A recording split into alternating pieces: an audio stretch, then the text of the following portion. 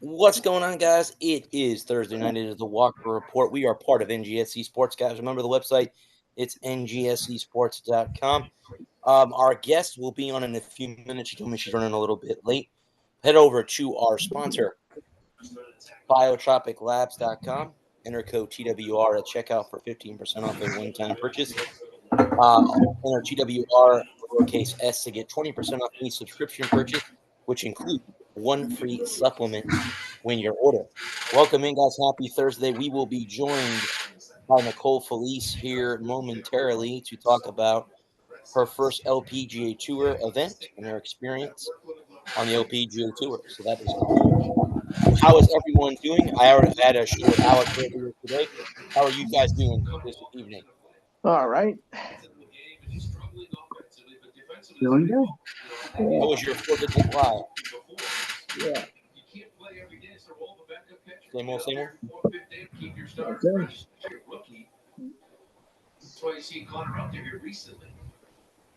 Okay, I'm fully plugged in. Red Sox do score first tonight. They lead it 1-0.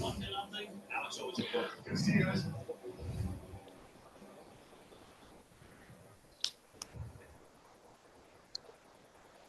So I see that the Red Bull team fired their manager or whatever he is. Yeah, the team principal. Team principal. Yeah, I saw that. Mm-hmm. What was his name now? I forget. Christian Horner. Yes. And I guess, Bud, there's rumors that Max is going to change teams. Is Yeah, that, I heard that he would be going somewhere else. Want to say Mercedes? Oh, okay. So take over where Lewis Hamilton came from. Ah. Hamilton came from Mercedes and went to Ferrari, right? He's with Ferrari now? Yeah. Yeah. Oh, speaking of that, did you get to see the movie? I have not watched it yet. Okay. No. I heard Well, of I know how much of a racing fan you are, but it really is a good movie.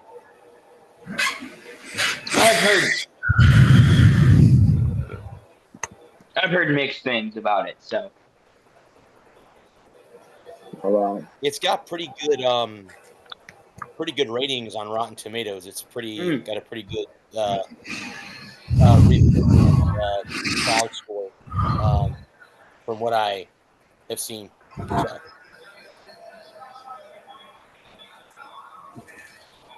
I went and saw Megan 2.0 and I saw Jurassic World Rebirth. Not too bad. Not bad. I mean, Megan's Megan. I mean, saw the first one. First one's a lot better than the second one, but if you're into those kind of movies. Right. Right.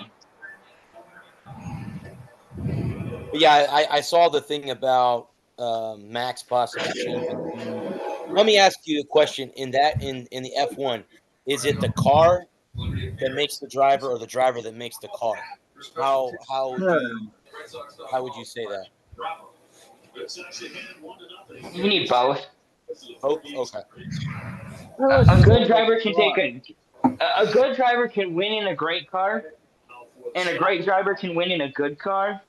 But if you put together a great driver with a great car, we've seen what Max did for 3 years. So yeah, a great driver in a great car. That's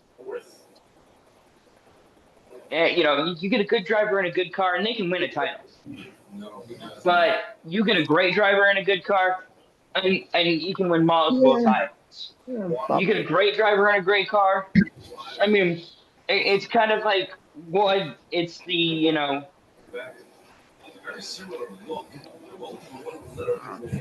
don't want to the driver makes the car. I mean, because you can't do anything on the driver, right? So that would make logical sense. I mean, the driver isn't controlling the car. Yeah, so obviously it would. The driver would make the car. Do y'all think Roman comes back on Saturday night?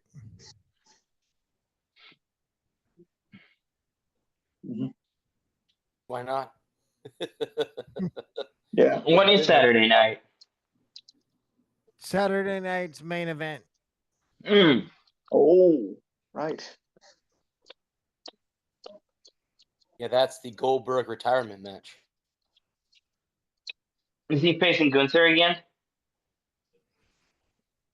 Yeah, he's facing Gunther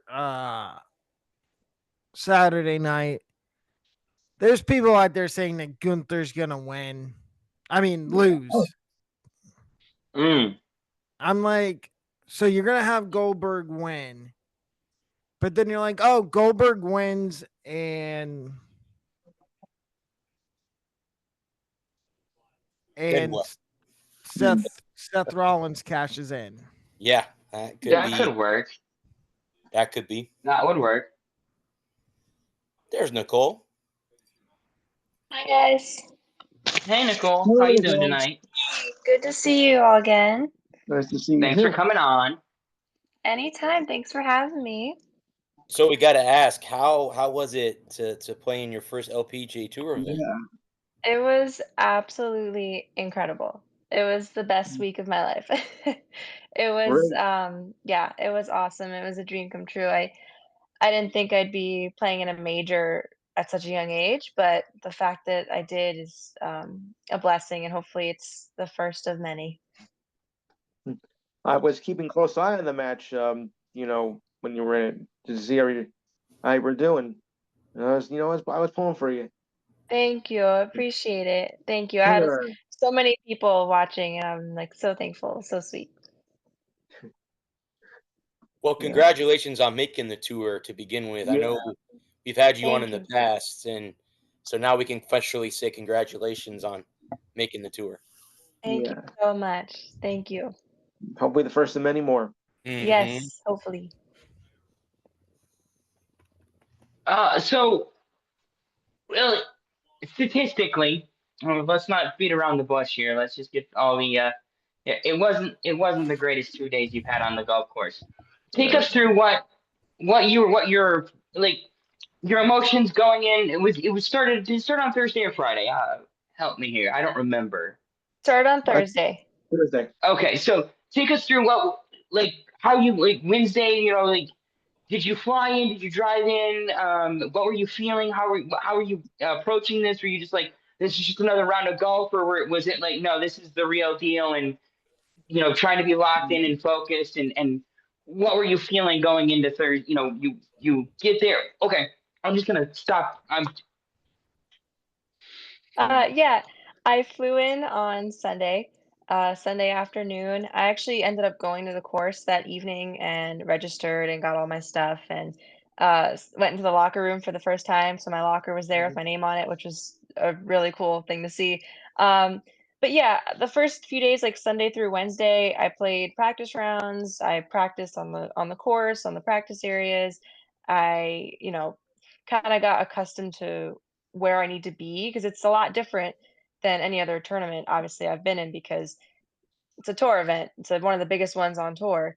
So there's a lot going on, a lot of hoopla, a lot of stuff you need to know and do, places you need to be. So honestly, my mindsets going into that week was just to have fun and just to enjoy it because not many people at all can say they've done it and let alone someone that's my age. So that's all I wanted to do, and I think I fulfilled that goal. As for, like, the golf part, I mean, I'm not really one to say that any tournament is, bigger than the other, but obviously this one was huge, was the Yes. magnitude of it was insane, it's a major, so I Especially. respect that, but, as a golfer, it's still golf, it's still the game, Mhm.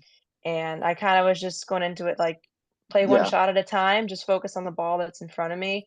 I'm not gonna worry about the outcome too much, and yeah, it wasn't my Right. best scoring performance, but everyone struggled.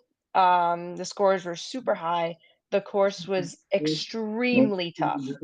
I've never seen a golf course like that. We're interviewing somebody.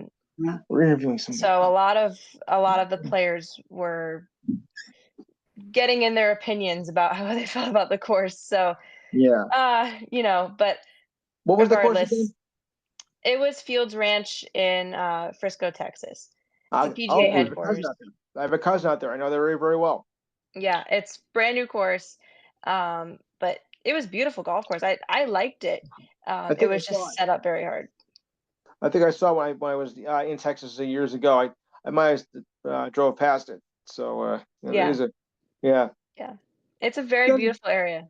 Yeah. Beautiful course. Was it like a rough course or just like fairly easy? Because I know that some golf courses are harder than the others. Like take like the British Open because they say that's a hard course. I know it's you know Yeah, it a was different thing it altogether. But was the toughest course I've ever played for oh, sure. By far. Yeah, it was the toughest course I've ever played. Now, I did go out in May and I played 2 practice rounds, prior to the okay. tournament. It played a lot different in May than it did in June. Like I said, because the way they set it up and how Oh, okay. firm the greens were like concrete. So like you'd hit a shot Nah, and it would just no, go thank for you. miles. It was impossible to get close. So that's why the scores were so high. Yeah, Off the tee, it wasn't that crazy, but once you started hitting approach shots and chipping and putting is where it got tough. I always thought concrete was a hard surface to do anything, hard to run, hard to play golf or really anything. So, Try running 18 miles on concrete. Ugh. Definitely not uh, ideal for golf course greens to be No, like concrete, yeah. no. was it hot or like compared to like your home courses there in Florida? Was it super hot or was it fairly mild? Did you have to drink like a ton more water than you were expecting, or what was your experience like? Yeah, I mean, I'm from Florida, born and raised, so it's very humid here, especially this time of year. So, Yep. actually, I found it to be a little bit better than here. It wasn't as humid. It was still pretty hot. It was in the 90s, but it wasn't as like draining as it is in Florida. Yeah, I was chugging water and Gatorade, for sure. They provided us with plenty of food and water all week, which was really cool too. Oh, Um, sure. yeah, it was an advantage for sure to be from a hot state to go to another hot state, so it didn't really affect me in terms of how I played or anything. But remember, 110 is 110. Yep, yeah. How And cool was actually, it to have your dad on the bag? Oh, it was incredible. It was a full circle moment for sure. He's been with me my whole career. He's been my only caddy, so, uh, um and, he's my pops, so it's cool to experience that with him, and it was definitely very emotional on the first tee box for both of us. It was a really cool moment. So sure. obviously, okay, so you didn't make the cut, and we're not going to beat around the bush. We're just going to come out here and say you didn't make the cut. Well, but did you just go home Saturday, or did you like hang around and wait for the tournament? Okay, could you have gone home Saturday if you wanted to, or did you have to wait until the tournament finished, seeing as you didn't make the cut? Yeah, no, so I finished late on Friday, like very late. We were like almost didn't make it late. It was dark. We were finishing up. Um, we just changed our flight to Saturday. I didn't have to stay. Considered staying and like watching, but we kind of wanted to get home. My dad had work on Monday, so did my mom, so did I. So no, we just changed our flight and went home. Okay. Was it okay? So obviously, again, I say this because we know how you shot. Was it frustrating at any point, or did it get frustrating, or were you just like, you know what? Yeah, I'm having a bad round, but man, this is the LPGA. I'm on the tour, Yeah. and this is what dreams are made of. Honestly, I didn't think I played bad at all. I really Okay. had No, one they really did. hole I really had one hole that was a blemish on the whole week. But in terms of how I played every other hole, I thought I played well considering the conditions, considering the wind, considering the Mhm. environment, considering the atmosphere, considering my age and my experience out there, which is none. So, um, no, other than that one hole, I thought I played well. Of course, I wanted to see a few more putts fall, a few more Yeah. birdies, but honestly, my putter helped me. I made a lot of par putts, that really kind of saved Yeah. me. I hit like pretty much every fairway. I was felt Yeah. well. 11. I just was Yeah. not catching any breaks on that golf course because it was playing insanely difficult for everybody. I mean, all the scores were high that week. No, no, yeah. No, I saw you hit 11 of 18 fairways, which is outstanding. So Which hole was the one that you thought was the roughest? Hole 7 on the first day. 7. Oh. Yeah. Okay. Yeah. The green sits way up, Okay. and it's very narrow. So Ah. what happened was my approach shot hit the green, rolled all the way back front. So I'm chipping third, and the green sits way up. And if you like hit it a little too hard, it's rolling off the back. So Oh yeah. that's what happened. Rolled off the Right. back. Then I'm chipping back again, and I hit the top of the green twice. And instead of rolling Yes. forward, it rolled back. So, Backwards. you know, you can't really tell online, but yeah, I mean, it was that moment was not fun. I had a little yeah. crowd there too, so I had like 30, 40 people standing on that hole watching, which Oh. wasn't great. But at the end of the day, I kept my composure. I didn't throw a club. I didn't yell. I didn't get upset. I didn't do anything crazy. It's just golf, You and threw your bags in the water? No. no, Sometimes I get didn't cause a scene. He Just didn't pull a got the Sergio ball on the Garcia or green. anything by Right. throwing his No, shoe got the or ball on the green. Whatever. It's So, golf, and so you're not going to Sergio Garcia School of Golf. Okay.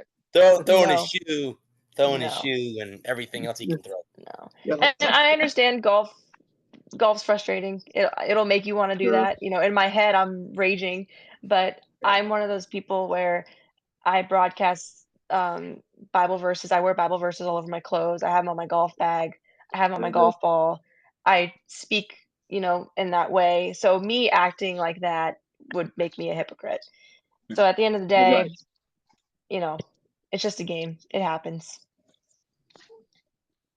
Right. So are you eligible for the next big tournament? So I'm actually leaving 2 weeks from today to go to Nashville to Ooh, nice. qualify for next year's the same tournament I played in this year, next year's edition of it.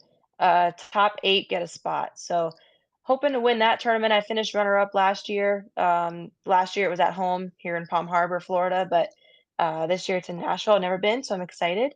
And yeah, top 8 get a spot. So hoping to be back next year. I'm going to qualifying school in the fall of this year. So hopefully, if I Oh, do well there, I'll get into more tournaments and work on getting my tour card. So Fun. I wasn't where they had qualifying school.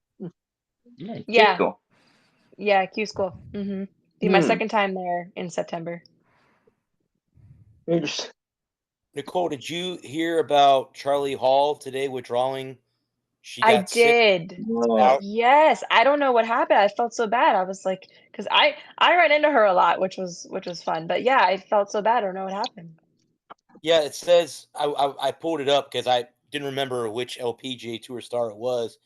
Correct me if I'm wrong. Didn't she do well at the U.S. Open, or did she win the U.S. Did she win the U.S. Open? I think she was in contention. She yeah. didn't win. I should think she was in contention of that. Yeah, Yeah, it says that pretty she sure. was suffering from dealing with a virus. She received medical attention after she went down prior to her tee shot.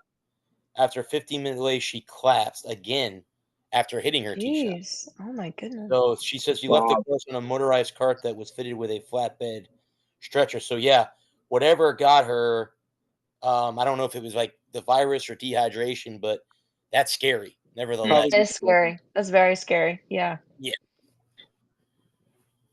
I mean, so the tournament you were in, was it set up normally like the U.S. Open, fast greens, tall rough, deep rough, or was it just the greens were lightning fast and like you said earlier, it was hard at playing golf if you don't have the way of getting close to the pin on your approach shots, whether you're chipping or hitting on par 3, it does make it hard to make birdies and eagles if you're not able to get it close, unless you are just a magician who makes 70-80 foot putts like the guy did that won the US Open on his last day when he made that 40-90 foot putt to win the US Open. But so was it just the conditions, Nicole, that were different in Texas? Was it Bermuda grass or was it bent grass? I'm not sure if they have bent grass in Texas. I honestly don't know. I'm not a grass It's a big expert deal. in any sense of the word. I do remember reading it when I was there. I don't remember. The rough was thick. Thankfully I wasn't in it that much, so that was good. That's Um, but yeah, it wasn't really necessarily the court. I mean, I liked the course. Like I said, I went in May and I played it, and I really, really liked it. It was more or less the setup that made it hard. It was very long. So a lot of the par fours were long, par threes were long. Um, Not many par fives you can go for in two shots, so kind of takes eagle out of it. But the greens is what made it tough because, like I said, you couldn't get close. I remember seeing so many of my shots land, 5, 10, 15 feet from the hole, and I'm ending up 40, 50, 60 feet away. And it's hard to score from there, and then it's really easy to three putt from there too, and you can't really catch a break. So I think only like 3 people ended up under par the whole tournament. So that says a lot. I mean, these are veteran tour pros in a major, and only 3, 4 of them are under par on Sunday. Like that's pretty much speaks for itself. Yeah, it's the Um, only good right there. did yeah, but did you did you guys have 200-yard par threes? I know on the PGA Tour they no, we okay. had one that was like we had one that was pushing it with the wind. Like, on the first day, it was, like, 180 something, but it was probably playing about 200. Then they moved it up actually the second day, and it was still long because the wind was into, and it was very windy too. So, especially the second day when I teed off at 2 o'clock, I think it was, like, 15, 18-mile-an-hour wind. It was Woo, very windy. Yeah. Uh-huh. that's a 2 or 3 club wind easily, Mhm. Yeah. maybe even more, Yep. depending on the like you said, depending on the conditions. Mhm. That that was the one thing I learned as growing up is sometimes you got to take 2 or 3 more to get it there because the Yeah. wind will eat it up. Yeah. Uh, yeah. Okay. So did you Nicole, was there a pro am for the tournament? Did you get to play in the pro am, or was it or were you not able to play in the pro am if there was one? There was, yeah, you have to get selected for that, which I kind of assumed I Ah, wasn't gonna get selected, and honestly, I was okay with it because it gave me more time to focus and practice that day. Pro-ams are a lot, you have people with you, you gotta play and kinda be social correct. at the same time, so, um, I think Lexi was in one, I'm pretty sure Charlie Hall was also in it too. I got the whole list, but no, I wasn't in it. Gotcha. Hmm. I played in one myself on for the Champions Tour when the Champions Tour played the Outback Champion. Used to be the JC Penney Classic back in the day where there was Oh yeah, I LPGA, remember that. PGA. They took that away and then it became a Champions Tour event.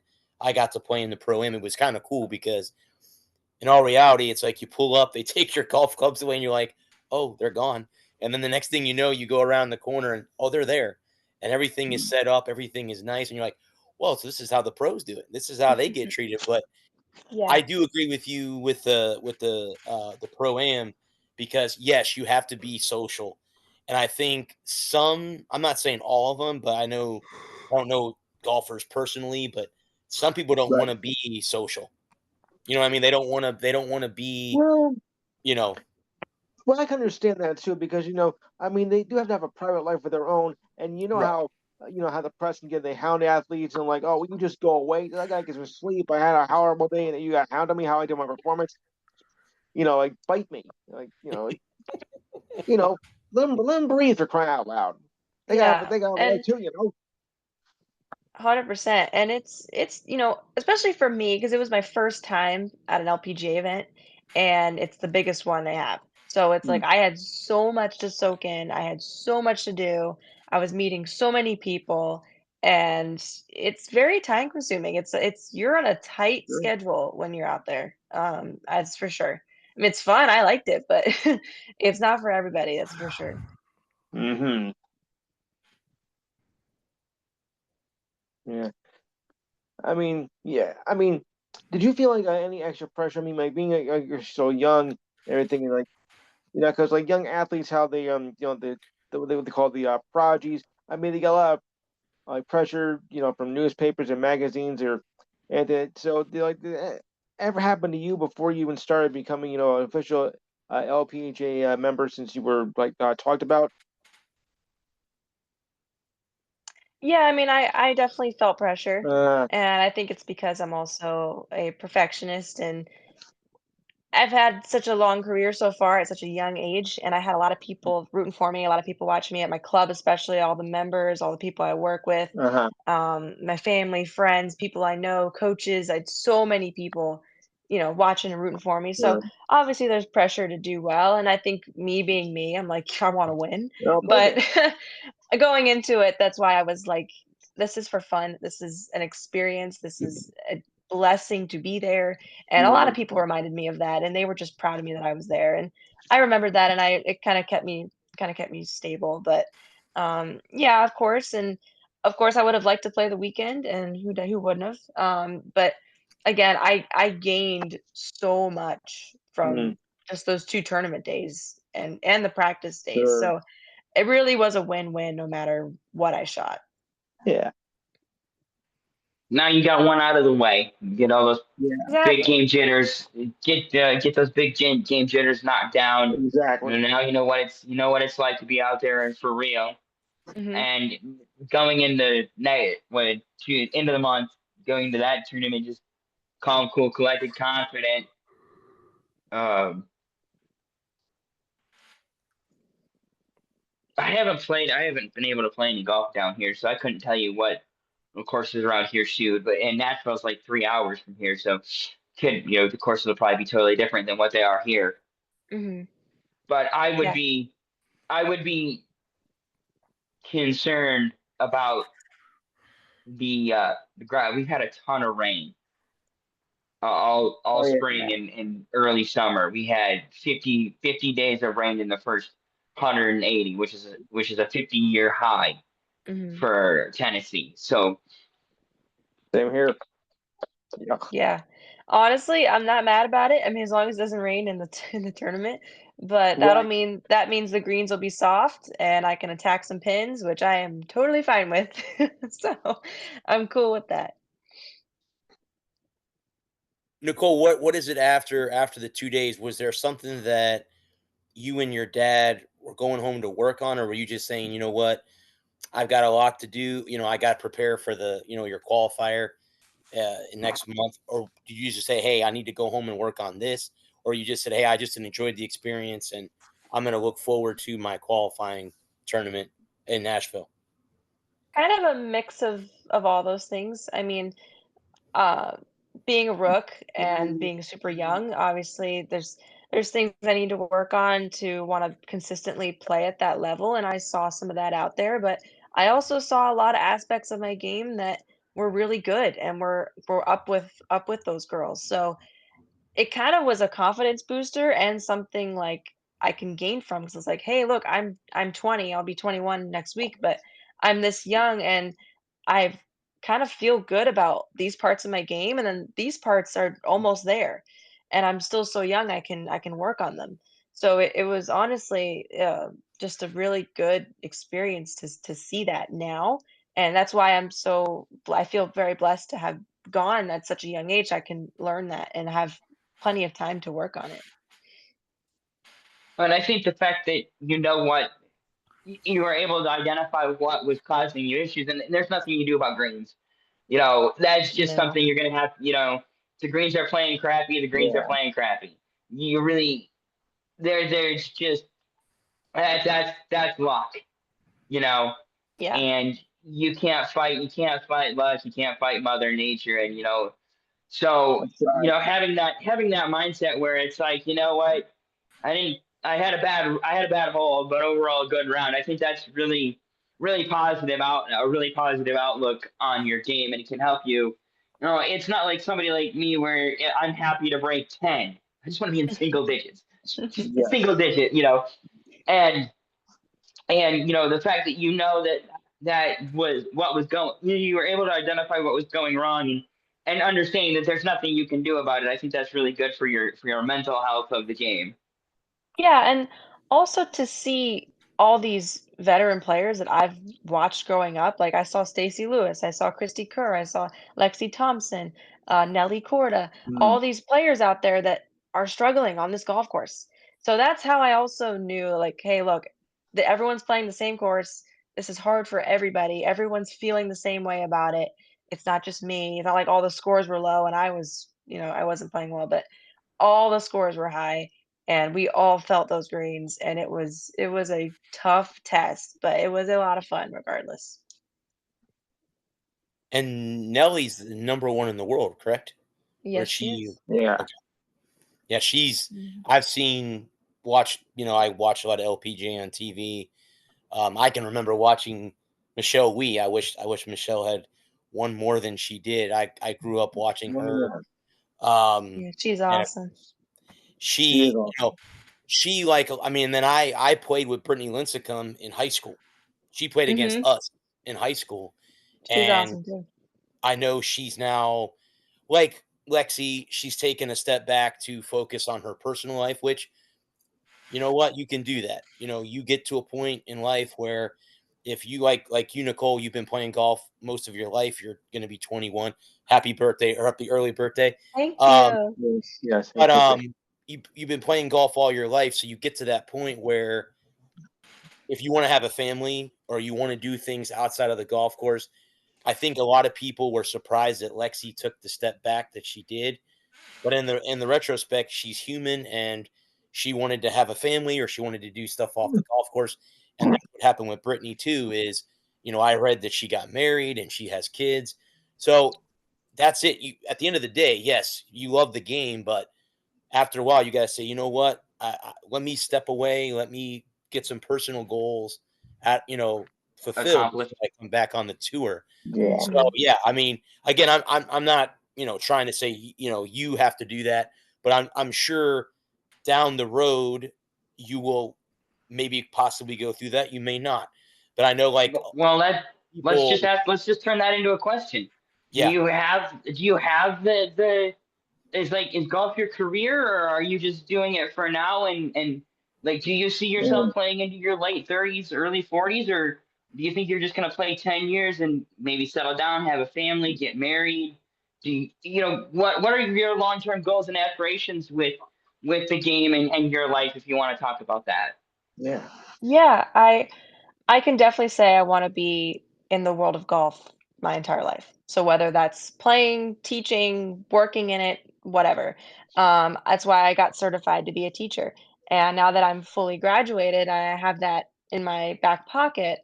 What I'm gonna do now is give a tour career a few years. Don't want to put a specific time limit on it, but I'm gonna give it a few years, definitely into my late 20s.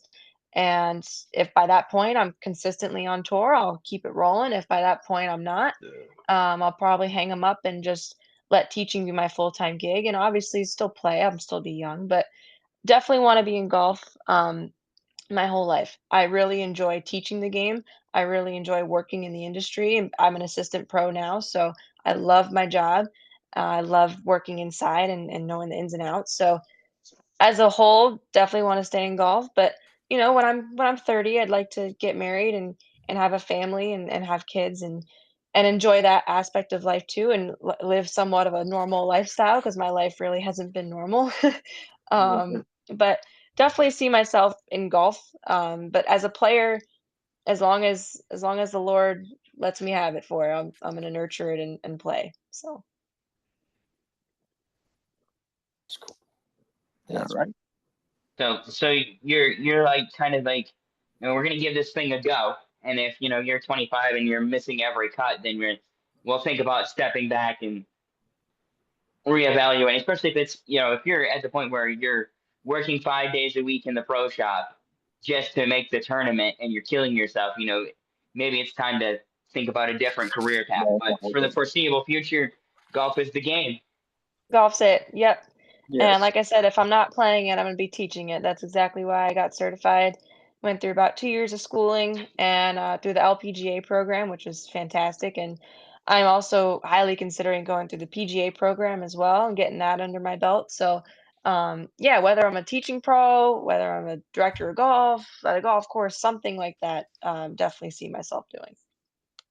Would you ever want to like approach a like going and getting an engineering degree and becoming a golf course designer or something like that?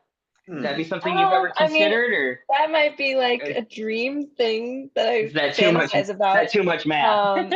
But probably way too much math. Math is not my strong suit. So I'm probably gonna avoid engineering. Oh, But I might be able to make like a slight opinion on a golf course design, but I can't see myself designing a whole golf course. No. okay. She could be like Michael Block. You know, he was a teaching pro and played in the played Didn't on the he win a? PGA Tour. Wasn't he? Didn't he just win a tournament last year? Wasn't he the guy that won? That he because I remember somebody. He was a teaching pro and he got a shot at a tournament and he won the whole dang thing. And they talked about the money he won from that would be like the equivalent of 5 years of him playing, of him coaching or something like that.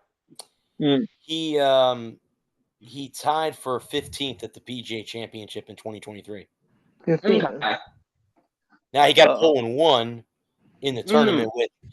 I have to say with I don't understand the whole rules of golf with. If you get a hole in one, you have to buy everyone else something. I don't understand that I don't whole get that rule. either. Neither do I I. What, think if anything what kind of else, rule is that? so I'm wondering if on tour, and again we see him all the time on the tour, does the guy like, oh crap, like they're all gonna come at me after the round. Like I think I'd be going back to my hotel going, oh no, I'm gonna go back and rest a little bit. I'll see you guys at the golf course tomorrow Yeah, morning. yeah, right.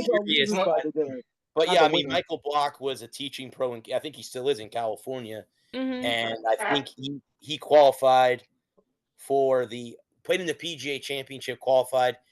And I think he qualified for the U.S. Open, but didn't. I don't think he made the cut in the U.S. Open. Which again, if you don't know, the U.S. Open is the toughest of the majors as far as setup goes. They set those golf courses up long. The rough is knee deep. The greens are lightning fast. Bunkers are different. And then, of course, if you overseas, for the Open Championship or the British Open, whatever you want to call it, it's different over there because it's out of the United States. So everything plays different over there. The weather, Mhm. wind, plays a major factor in Europe compared to in the United States. Of course, Nicole was talking about the wind in Texas. So it just depends. But I know I've never played overseas. I can't. I'll be leaving the country in September to go to. I'm going to Switzerland, Germany, and France with my girlfriend. But I'm going on a cruise there, and I'm flying out of the country for the first time. So I'm really, really excited to be leaving the States to go overseas. But I would love to go to Scotland and play St. Andrews. I think every golfer, that's got to be in your You and me your both. dream Yeah.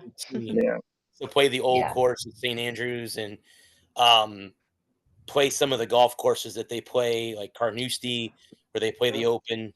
I'm not sure where the Open Championship is this year, but yeah, the St. Andrews is definitely on my bucket list. Augusta's my top, which I don't know if I'll ever get to play at Augusta National, but that would be a dream. But that would be awesome too. So I'm sure Nicole would want to play there sometime. But Oh there yeah. is. I think so too. Correct me if I'm wrong. There is a women's amateur tournament there every year before the Masters. Yes. Yes, Okay. there is. Unfortunately, I never got a chance to play in it. It kind of happened like right as my amateur career was ending, and they select you. There isn't a qualifier for it, so it's kind of a luck thing. But I am going to be going to the Masters next year for the first time with my swing coach because Jealous. I'm Class A now, so we get free tickets. So I am like stoked. I cannot wait to go. Jealous. Jealous. So jealous. Oh, man. So jealous. Augusta. Good luck. That's like a I'm so top 5 excited. ticket, man. Oh, yeah. Oh yeah. Well, fortunately, that's one of the things that I was like geeked about when I was graduating. I was like, yes, I'm Class A. I get my master's ticket. So that's yeah, it was huge, and my coach is Is excited that too. one time, or do you get those tickets forever? Every year, you just have to be Class A. So that's the only thing. But yeah, you get them every year. You just get one, no like plus one ticket. So that's why she was waiting for me because she can't bring her husband. So she's like, I'll go with you when you're Class A. So Yeah, we're looking forward to that trip next year. Is it, Nicole? Is it all week or just one day? When we'll go, Yeah, you mean? for your ticket. I Is don't. it good I for oh all no, week? it's every day, all week. Yeah. Oh, now I'm Okay. even more jealous. Oh my lord! All 4 That is a days. ticket. All 4 days. Does that Yeah. figure that ticket include is just the getting in, right? And then but the food prices are like super cheap on at a guest, aren't they? Yeah, they are. Definitely gonna try some stuff that I've heard a lot Pimento about. cheese. Yeah. Pimento So I'm cheese really sandwiches. excited. That's what's Yep. the Yep. top surfing thing at Augusta. Yep. Yeah. Yeah, that's a top 5 ticket. I think Indy 500 tickets, Daytona 500 tickets, Game 7, Stanley Cup Finals in Detroit. That's a top 5. That's up there, and then Definitely. Augusta. Yeah. Yep. Absolutely. Game 7 World Series Tigers. Oh, Mm-hmm. Could happen. That could happen this year. I That just could want to see a happen. Phillies in the World Series, and that's all I want. That's Right. That could Well, happen too. Tigers, Phillies. That could that would be a happen. fun series. That I could just happen. need seeing it down Phillies. as I Tigers. just need the Phillies. I need it to happen. That's it. Well, they could have won a few years ago, but yeah, I know. yeah, Don't remind me. I know, especially that no hitter. Ugh. They won in Yeah. 08, so Breaks I my heart. I know. Yeah. I'm going to Threshers games now. That's so cool to go to their minor They're league. so fun. I'm going on They're Saturday. very fun. They are so much fun. Yeah, I love them. minor league I'll be there baseball tomorrow is night. fun. I'll be there tomorrow night. So I'm Oh, going tomorrow fun. night Fun. to watch them play Fort Myers. That's who they got. Oh, They're winning as we speak, 4-3, as we speak. But They're yeah, a good team Cool. this year. they are. They're Yeah. struggling in the second half. They finished the first half in third, I think second or third in their division, but they struggled coming out of the gate, and then they won like 6 or 7 in a row. Now they're back to playing what I call Threshers baseball. Like they go down early and they find a way to come back in the end and Every collapse. time. walk off home runs, walk off hits. But if you're going Saturday night, the cool thing about Saturday night games is fireworks. Yep, that's why I'm going. That's the cool part about the game on Yeah. Saturday nights is every post game fireworks, and it's so cool Mhm. because you sit in your seat, you don't have to go anywhere. They play music. It's so cool. It's so cool. It's really I fun. agree. Yeah. You guys don't get too close to them though. Oh no, they like block you off from where you can't get too close to them. Yeah, Okay. they securities. Even though there's not really a lot of people that go to the games very often, I haven't seen it, full house, except I think opening night it was full. The opening night game was full, but the diehards, the season ticket holders don't miss a game. Like I know a lot of them sit behind. You think they draw more than the Florida Marlins though? No, never mind. Never mind. I hope they're not drawing more than the Marlins. That would be bad. That would be bad. I had to throw it in. I'm sorry. I had to Well, throw that's it okay, Lou. That's all right. I mean, they're in Miami, so Miami's not a Yeah. baseball town. Miami's not a baseball town. It's a basketball Obviously Miami's not. or a Florida or a football town. Miami's not really outside of the Dolphins. Miami's not a sports town. Would you say soccer? They got a pretty good soccer Dolphins. team. They do. Outside of the Soccer Dolphins. team in Miami. Yeah. Outside of the Dolphins. Miami Well, doesn't really would you count the Florida Panthers as being in Miami because they're Yes. Back-to-back Cup I winners. thought they were at Coral Gables. No, they're in Sunrise. Sunrise. Okay. They're in Sunrise, which is not far from Miami. I think it's about a hour, 45-minute drive, I think, from Miami. if I'm On a not good mistaken. day. I've been to Sunrise I've been to their stadium, and I have to admit I love Amway Arena, but they have a nice stadium in Sunrise. It's a 4-level stadium in Sunrise, and they fill it because they've been They're good. it's so I damn wonder good the why. past few seasons. They won the Stanley Cup, so yeah. Well, they were this is the third year in a row they were in the Cup Finals. So this is Yep. the third year in a row they've been in. So now I guess the question is, can they three-peat and be in it Nope. again No, push your luck. this year? But yeah, the Phillies. It's going to be interesting now with the baseball deadline coming up, and me and Alec were talking about that earlier on our show earlier today about trades and stuff like that. So it's going to be interesting to see who buys and who sells, who's Mhm. kind of on the cusp of Yes. should we go for it, should we sell, and sell it and call it a season, or should we buy I mean, it? and run with it? obviously, we know the two teams that are probably going to sell right off the bat are going to be the Marlins and the Rockies. Definitely the Rockies. I don't know if they have anything to sell. They've been so god awful. Themselves. Themselves. Yeah. Yeah, they're gonna sell the team, maybe. That's the only problem. That's the only problem with selling at the deadline is that you've got to have something to sell. And if all you're trading away is prospects, save those prospects, bring them up in September, and let's see if they can compete. They want to sell everybody. They Yeah. want to sell. They want to sell the team. They want to sell the broadcasters. They want to sell the fans in the stadium. Oh, it's terrible. Come on, The guys. only guy they're keeping is the hot dog vendor. You've won 21 games out of what? Almost 90. I mean, it's pathetic. They didn't even get to 20 games before July 1st. I mean, that is the saddest thing I've ever seen in the history of baseball. I mean, we got, I think, a real life bad news Bears here. I mean, I think we really do. I thought the White Sox been up last year. That took the cake. This year is even worse. I mean, 21 what's and next? 72. 21 and 72 right now. And They're it's what now? 92 July games. 10th? 93 games. They're 34 and a half games out of first place. And the Dodgers. Season's over. Bye. Jerry Reinsdorf needs to sell the White Sox. Yes. They're 31 and 62, so they're not. Oh, wow. They're only 10 wins ahead of Colorado at the moment. And I think last week was a bout of the losers because they both playing each other. I'm like, oh, this will be fun. Losers. Yeah. Yeah. I mean, what do you say? I mean, what do you say to that? You know, I mean, of course, you're gonna have bad teams year after year, but I mean, these two are take the cake for the worst of all time. I mean, what do you say about that when you have teams that won less than 50 games between them in a season? I Before mean, the All-Star break. Yeah. I mean, this is a comic tragedy.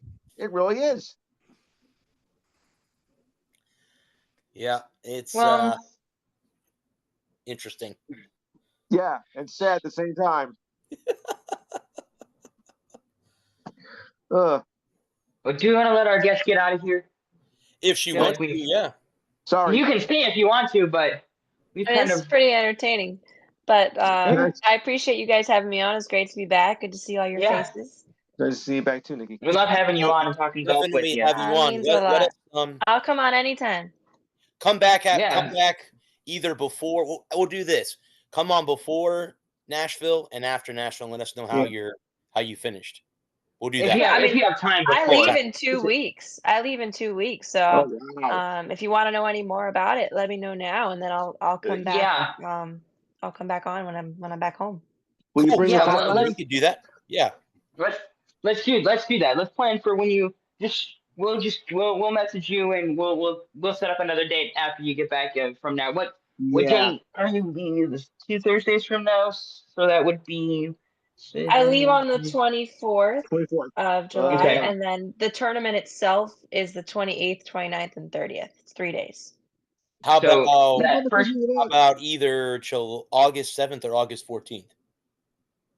Probably the 14th would be 14th? best for me. Okay. Yeah. Cool. You can do that. we'll pencil you in for the 14th, and we'll see you then. Awesome. I can't wait. Neither can Well, we. thank you again for coming on. We're pulling for Thank you. you so much for having me, guys. You guys rock. Yeah. I'll see you on the 14th. Sounds good. Thank you. Good luck. Thanks, Thank guys. you, Have a Nicole. great night. Thank You you. You too. Bring your 5-iron. Hey, bring your whole bag. Bring your whole bag. Take your whole bag. So that was No, no, awesome, guys. Yeah, we'll Yeah. definitely have her Yes. on in a couple weeks and see how she did in Nashville. Yeah, love having her on. So that's the, I'm gonna say that's that it's the end of a July, right? it's a pretty dangerous city when you're at legal age to drink alcohol. Oh yeah, especially on So it was Broadway. here. I was gonna say And she's downtown Nashville. Yeah, she's on a business trip though, man. she She's is. on a business And- trip. and- That's the thing. Yeah, well, I was gonna say You gotta treat it. she has her dad on the bag, and that's caddies are important. I wrote an article about that. That caddies are it's your coach. correct. Exactly. It's your head. It's your head coach. It's your friend. It's a sounding board. It's a somebody to lean on if you shot dog shit all afternoon. If you're a stroke over on every hole, and you're just sucking wind trying to find it, and then they can turn to you and go, all right, Yeah. Drop a 6-iron here. No. We're going 6. Yep. That wind, I know you want to hit the 5, but you've got a 3-mile-an-hour wind from behind. Yeah. That it's gonna carry. Here's your 6. Shut up and hit it. Well, Yeah. the only player that I can ever remember that always went against his caddy was Phil Mickelson. He's the only one that ever went against. If you ever watched him play, which he's at the tail end of his career on the Live Tour, but Bones would always say, "Hey, hit this." He'd go, "No, I'm hitting this. Don't hit it there. I'm hitting it over there." It's like You're Phil. a robot. You know, that's why you never. Well, was it? Correct me if I'm wrong. Wasn't it Phil? There's a kid in the gallery, and he said the kid was like, "Hit whatever club." He told him, "Was it Phil?" Yeah, I saw the TikTok. He goes, Yeah. "Hey, hit the flop shot." He goes, "Man, it was hit his 3-wood. That's what it was." He's like, "I love this kid." He gets up there and he hits it. He goes, "I love this kid. I love how he thinks." And I'm like, it's a young you. And the funny thing about Phil is he does everything right-handed, but he played golf left-handed because he saw his dad in the mirror reversed. So that's how he learned how to play left-handed, because he saw. That's how I shoot. I'm right-hand. Obviously, I right with my right hand, but I swing a bat left-handed. I golf left-handed. I play hockey left-handed. It's so weird. I do everything left-handed except for darts. Darts I can do left-handed and right-handed. Oh. I can't throw darts left-handed. I throw darts right-handed because I pitch right-handed. So I catch left-handed. I'm a left-handed catcher. I pitch right-handed. I throw a football. I do throw a football right-handed. I pitch right-handed. I throw a football right-handed. But I bat left-handed. I swing the left-handed. I feel more comfortable from the left side. I feel like I pick up. I hit lefty, pitch righty. Yep, same. Because my left eye is my dominant eye, but my right hand is my dominant hand. So I would rather sacrifice power for sight. I went hit Top Golf, and I just felt so golf. I was back in December, I think it was. It was either November or December, and I was trying to swing right-handed, and it was just awful. I felt so uncomfortable. I just felt so unnatural. And the little beverage girl came by, and she's like, "Is there anything else I can get you?" I was like, "I could go for a bag of left-handers if you got them." She's like, "1 second." She brought me a bag of left-handers, and I was like, "Okay." Had to complain now because I can't. I just feel so uncomfortable. I feel so unnatural trying to swing from the right side. Sure. The funny thing is when I was playing and I had a guy that I used to play with that was left-handed, we always used to say you stand on the wrong side of the ball. The other side of the ball. Always would poke fun at him, and he'd say, "Oh, it doesn't matter." I mean, we were again making fun of him. We weren't being but it's like, "Oh, you just stand on the wrong side of the ball." And you know, at one time I was thinking about doing what Nicole's doing, being a teacher. And I think to myself, like, how would I teach someone that's left-handed when I'm right-handed? It's hard to show someone that hits the ball, stands on the other side of the ball.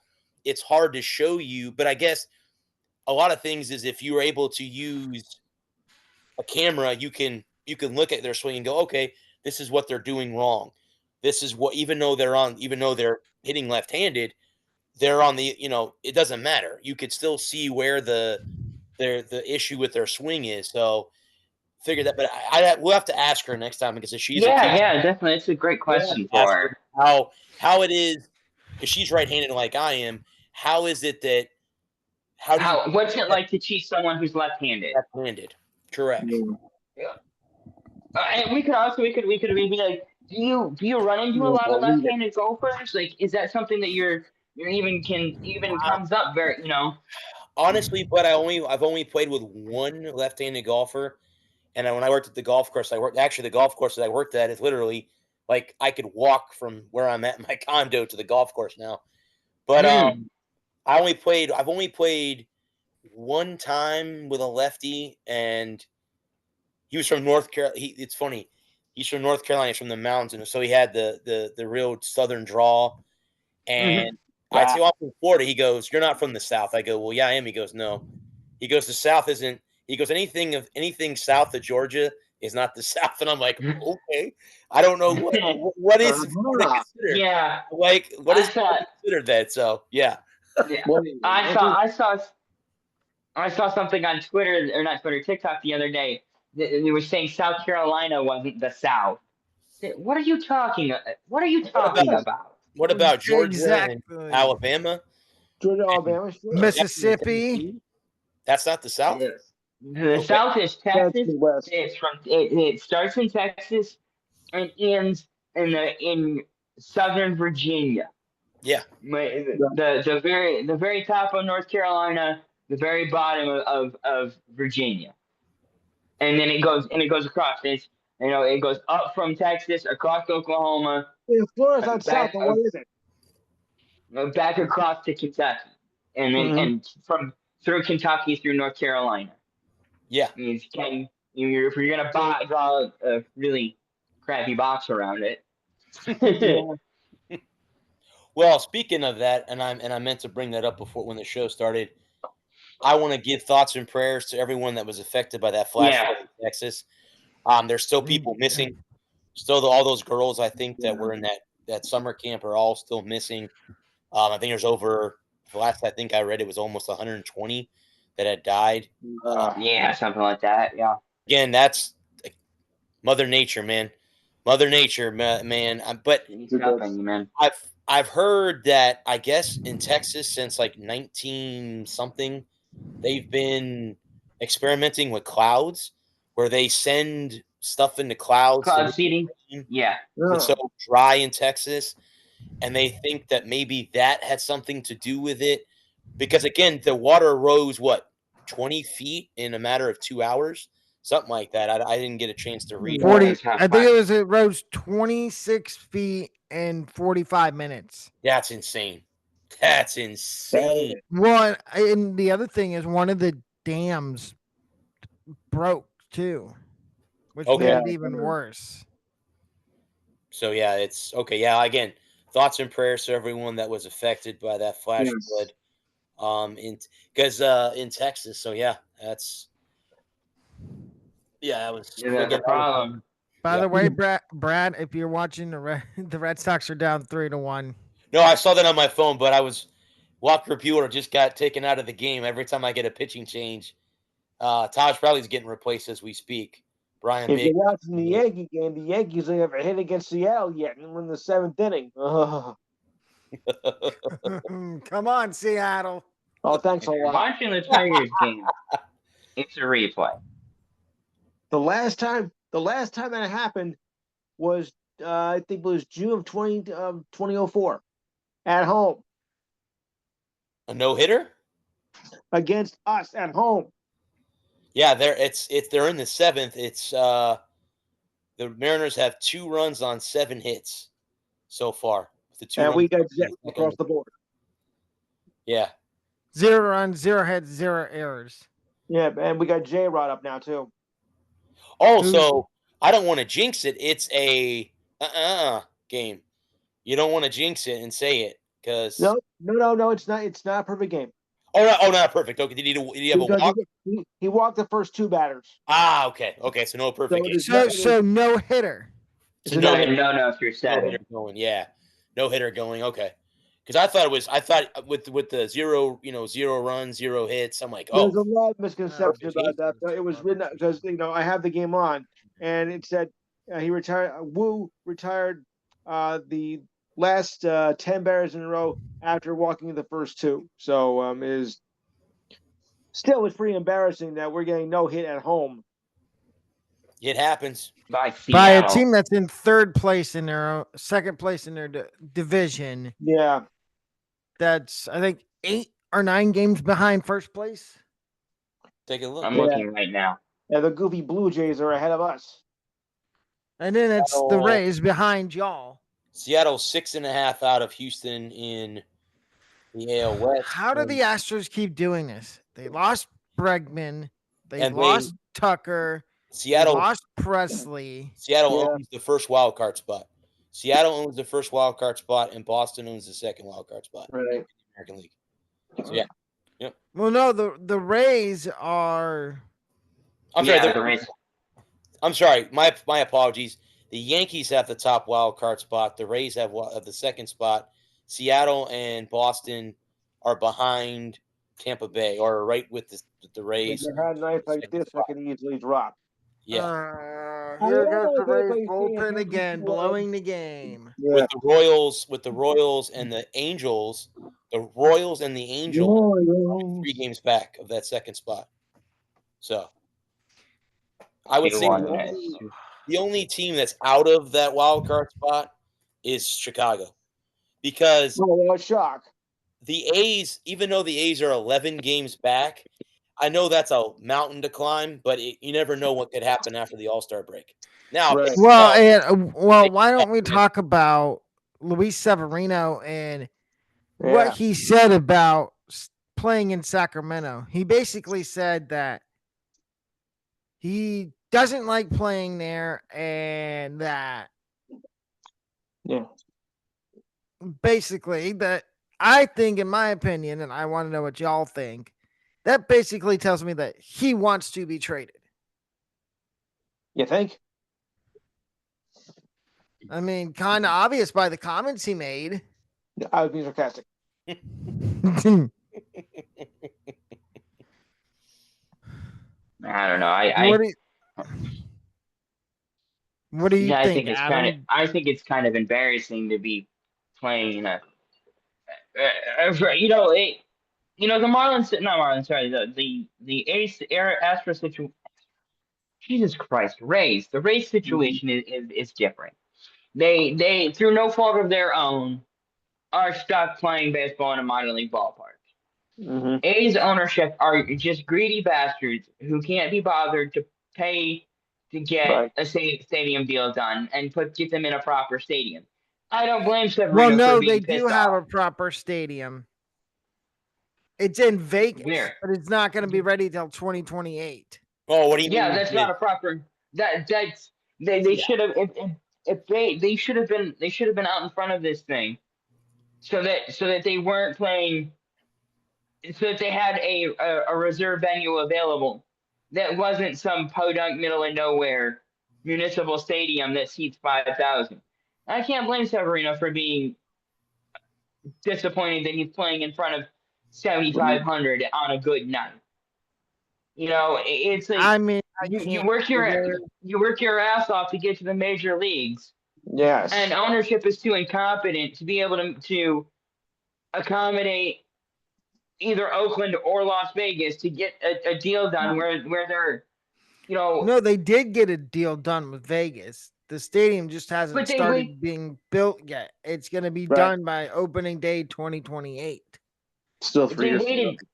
And that's if it doesn't fall through, because now people are saying if it falls through, then they're looking at maybe Utah, Salt Lake City, or Portland, Oregon. I'm sorry. I can't ever see them putting a Major League Baseball team in Portland, Oregon. No. I can't. But Seattle, I think Nashville. I've heard. Here's the 4 cities I've heard: Charlotte, to North Carolina, Charlotte, Portland, Oregon, which we just talked about, is that's probably 1 in a million. Nashville. I can see Nashville. If the Rays don't get anything done with a new stadium, I could see them going to Nashville. And there's talks about them having a new ownership group, but we'll see how willing their current owner is to sell. What about Montreal? I mean, they would like to. No, Montreal is. No. I think Manfred's already shut that down and said, nope, we are not having a team go back to Montreal. Well, and the last one was I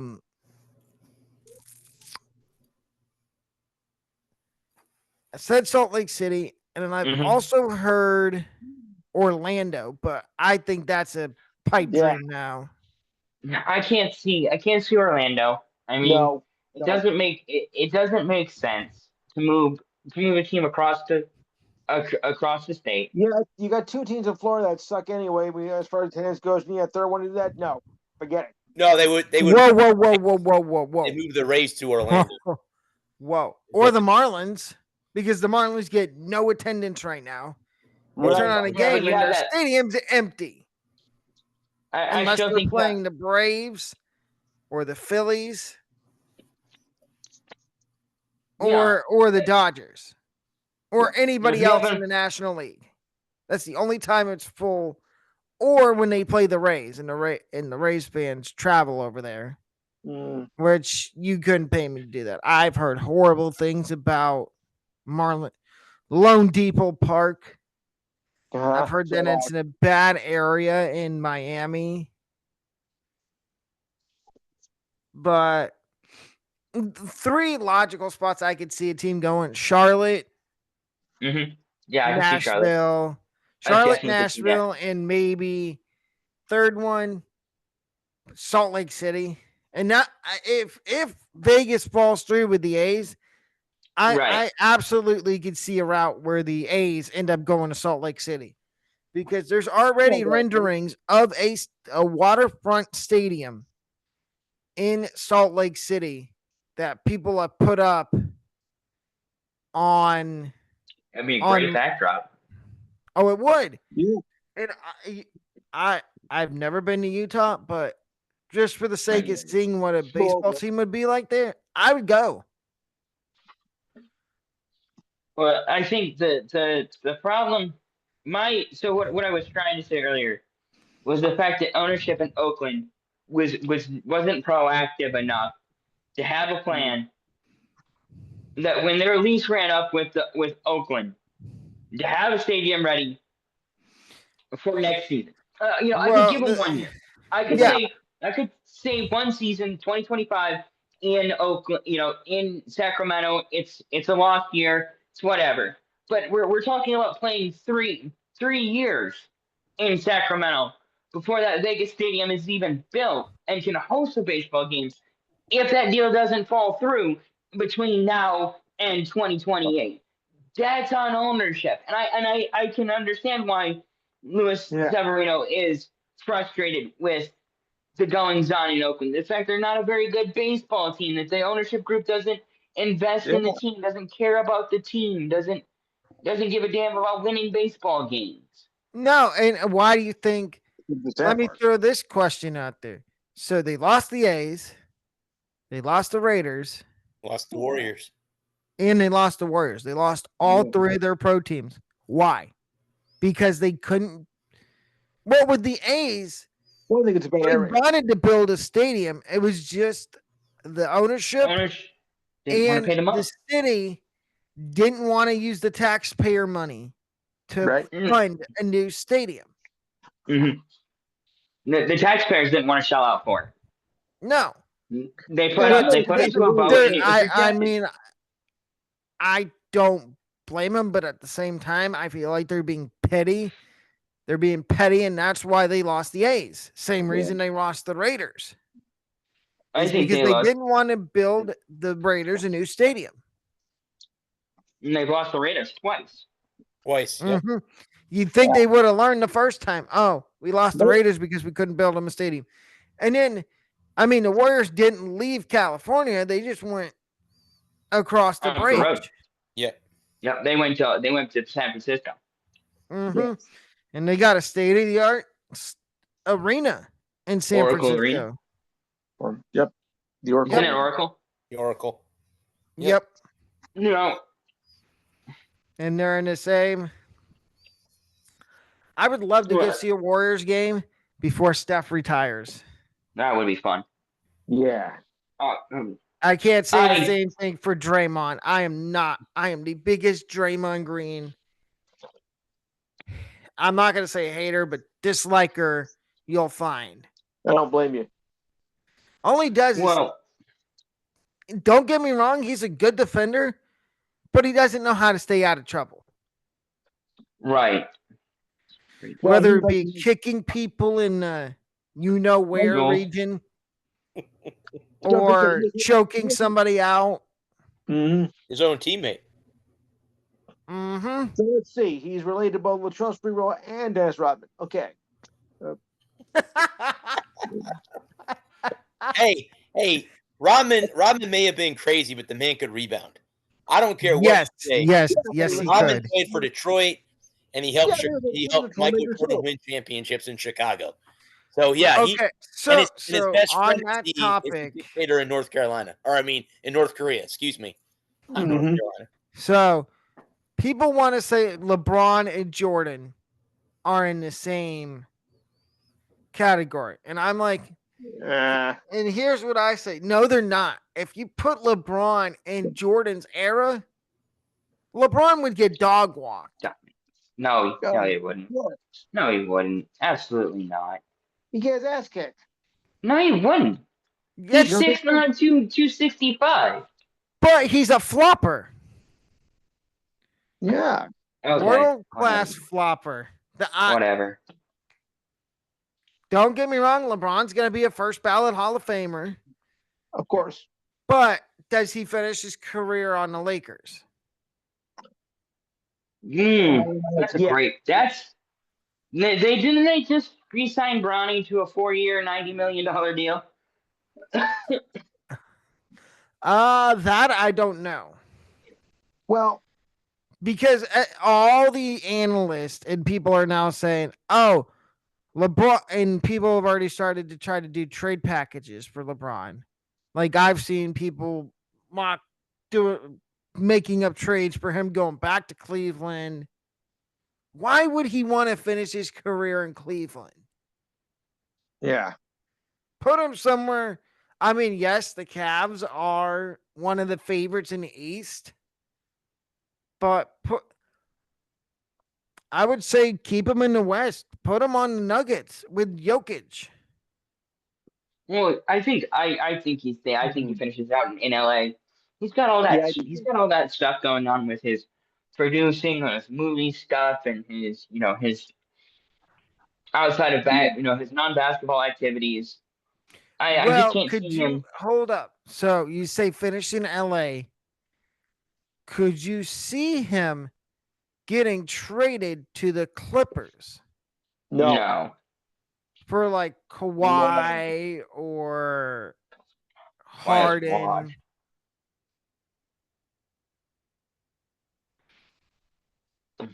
Because as a Magic fan, I did not see the Magic trading for Desmond Bain. Like that came out of That came out of nowhere, and then they were like, "Oh no, Magic are leaked to Trae Young. They're leaked to Anthony Simons, who ended up going to Boston." Rich keep getting richer. Well, yeah, but the Celtics, Tatum's going to be out the entire year. And right now, they're saying the Magic are the odds-on favorite to win the East. Yeah. And I quote, if they all stay, if everybody on the team stays healthy. Say that about every team in the league. Well, and I'm looking at a specific person on the Magic. I'm looking at Jalen Suggs. Because the last 2 years, he's missed a boatload of games with injury. Yeah. And then they were talking about the Pistons making a trade for maybe Giannis to pair him with Cade, since the Bucks got rid of and cut Dame. Yep. And then there's people out there saying, "Oh, Dame, he could sign back with the Trailblazers with the Trailblazers on like the league minimum, because he's still got like 3 years left on the deal he had with Milwaukee." Yeah. Oh boy.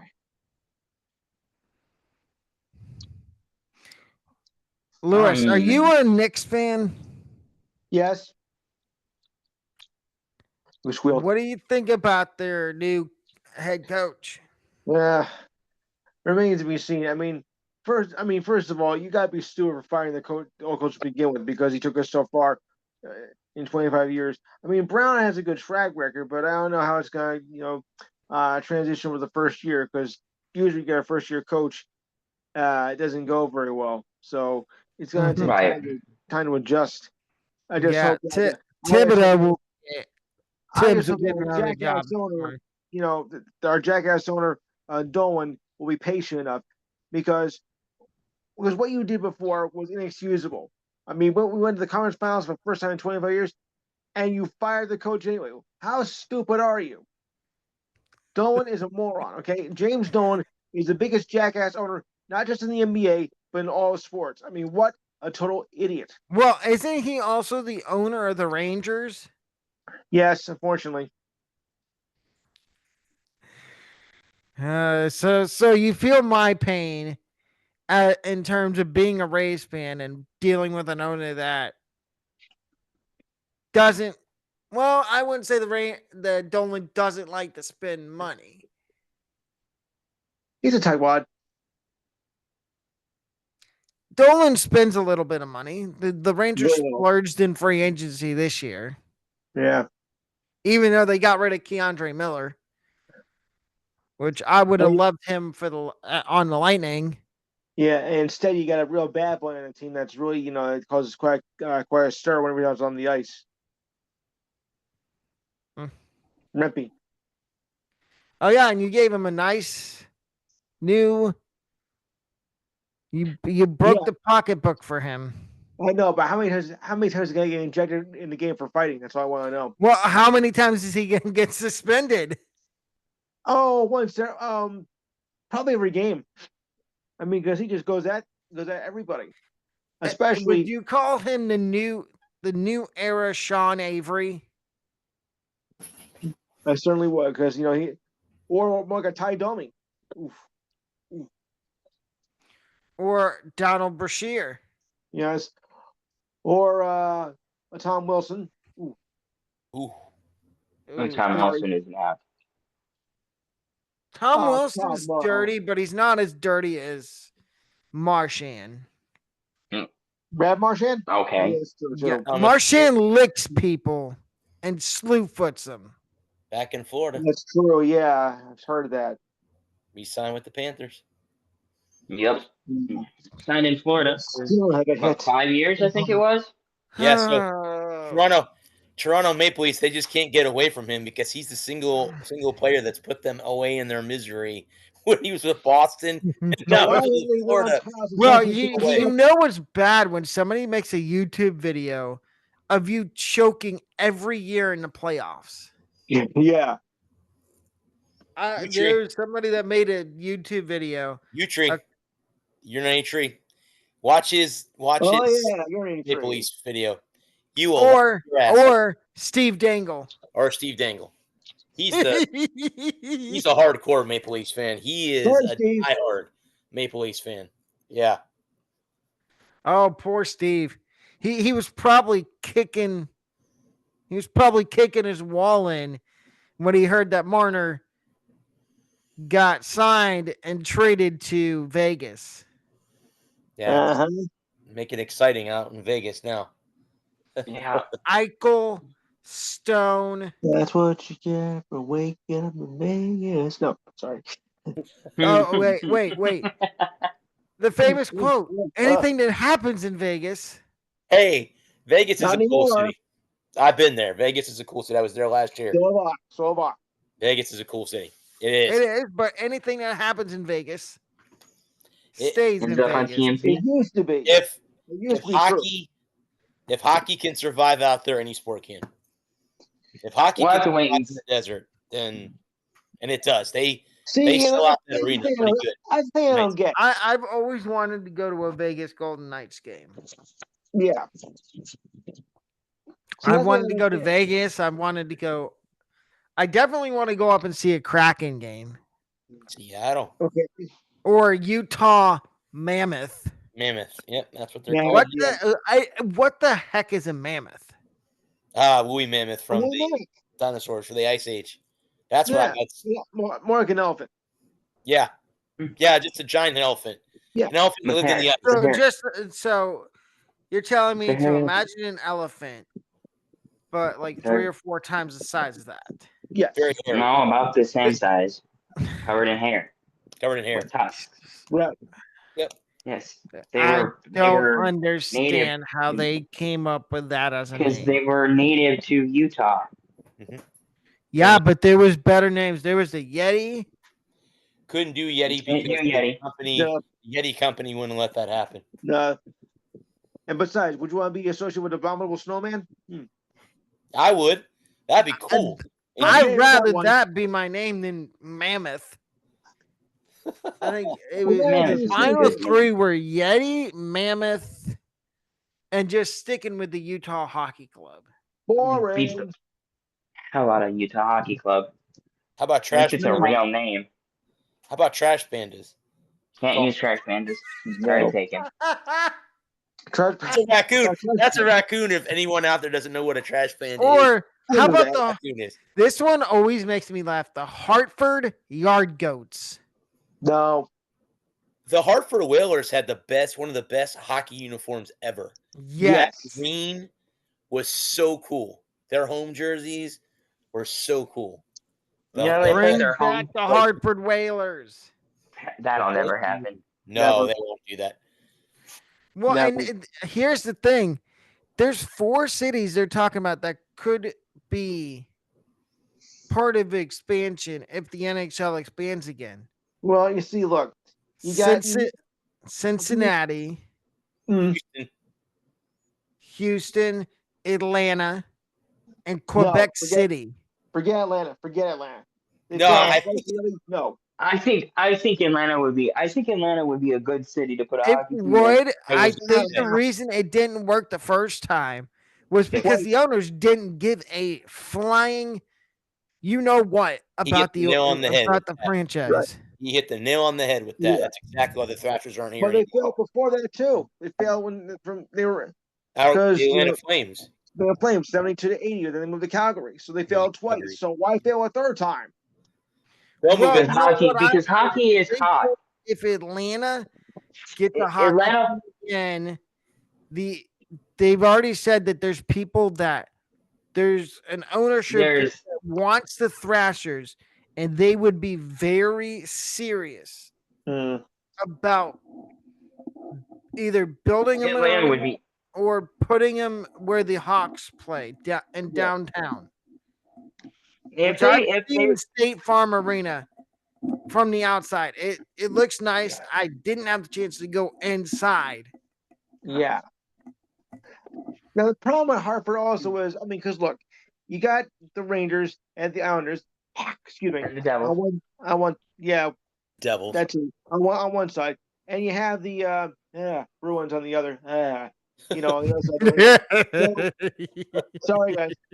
Sorry. I shouldn't trash the team, but anyway, because that's when Hartford's going to get lost. Because a lot of the New England fans, they're all Bruins fans anyway, unfortunately. So Hartford would just get lost in the shuffle. And you've got Philly,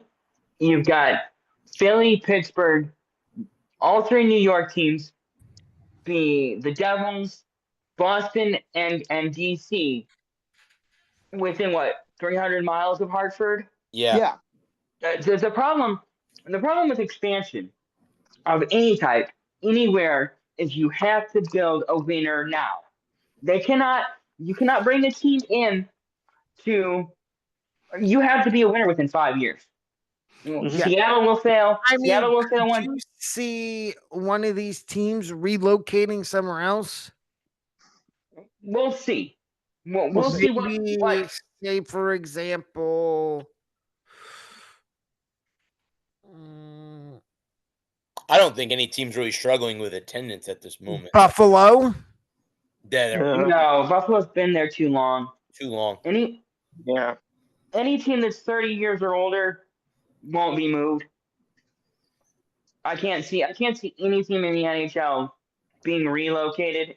Well, we said that about Arizona. Yeah. We're like, there's no way they were ever going to be relocated. With the exception of Utah.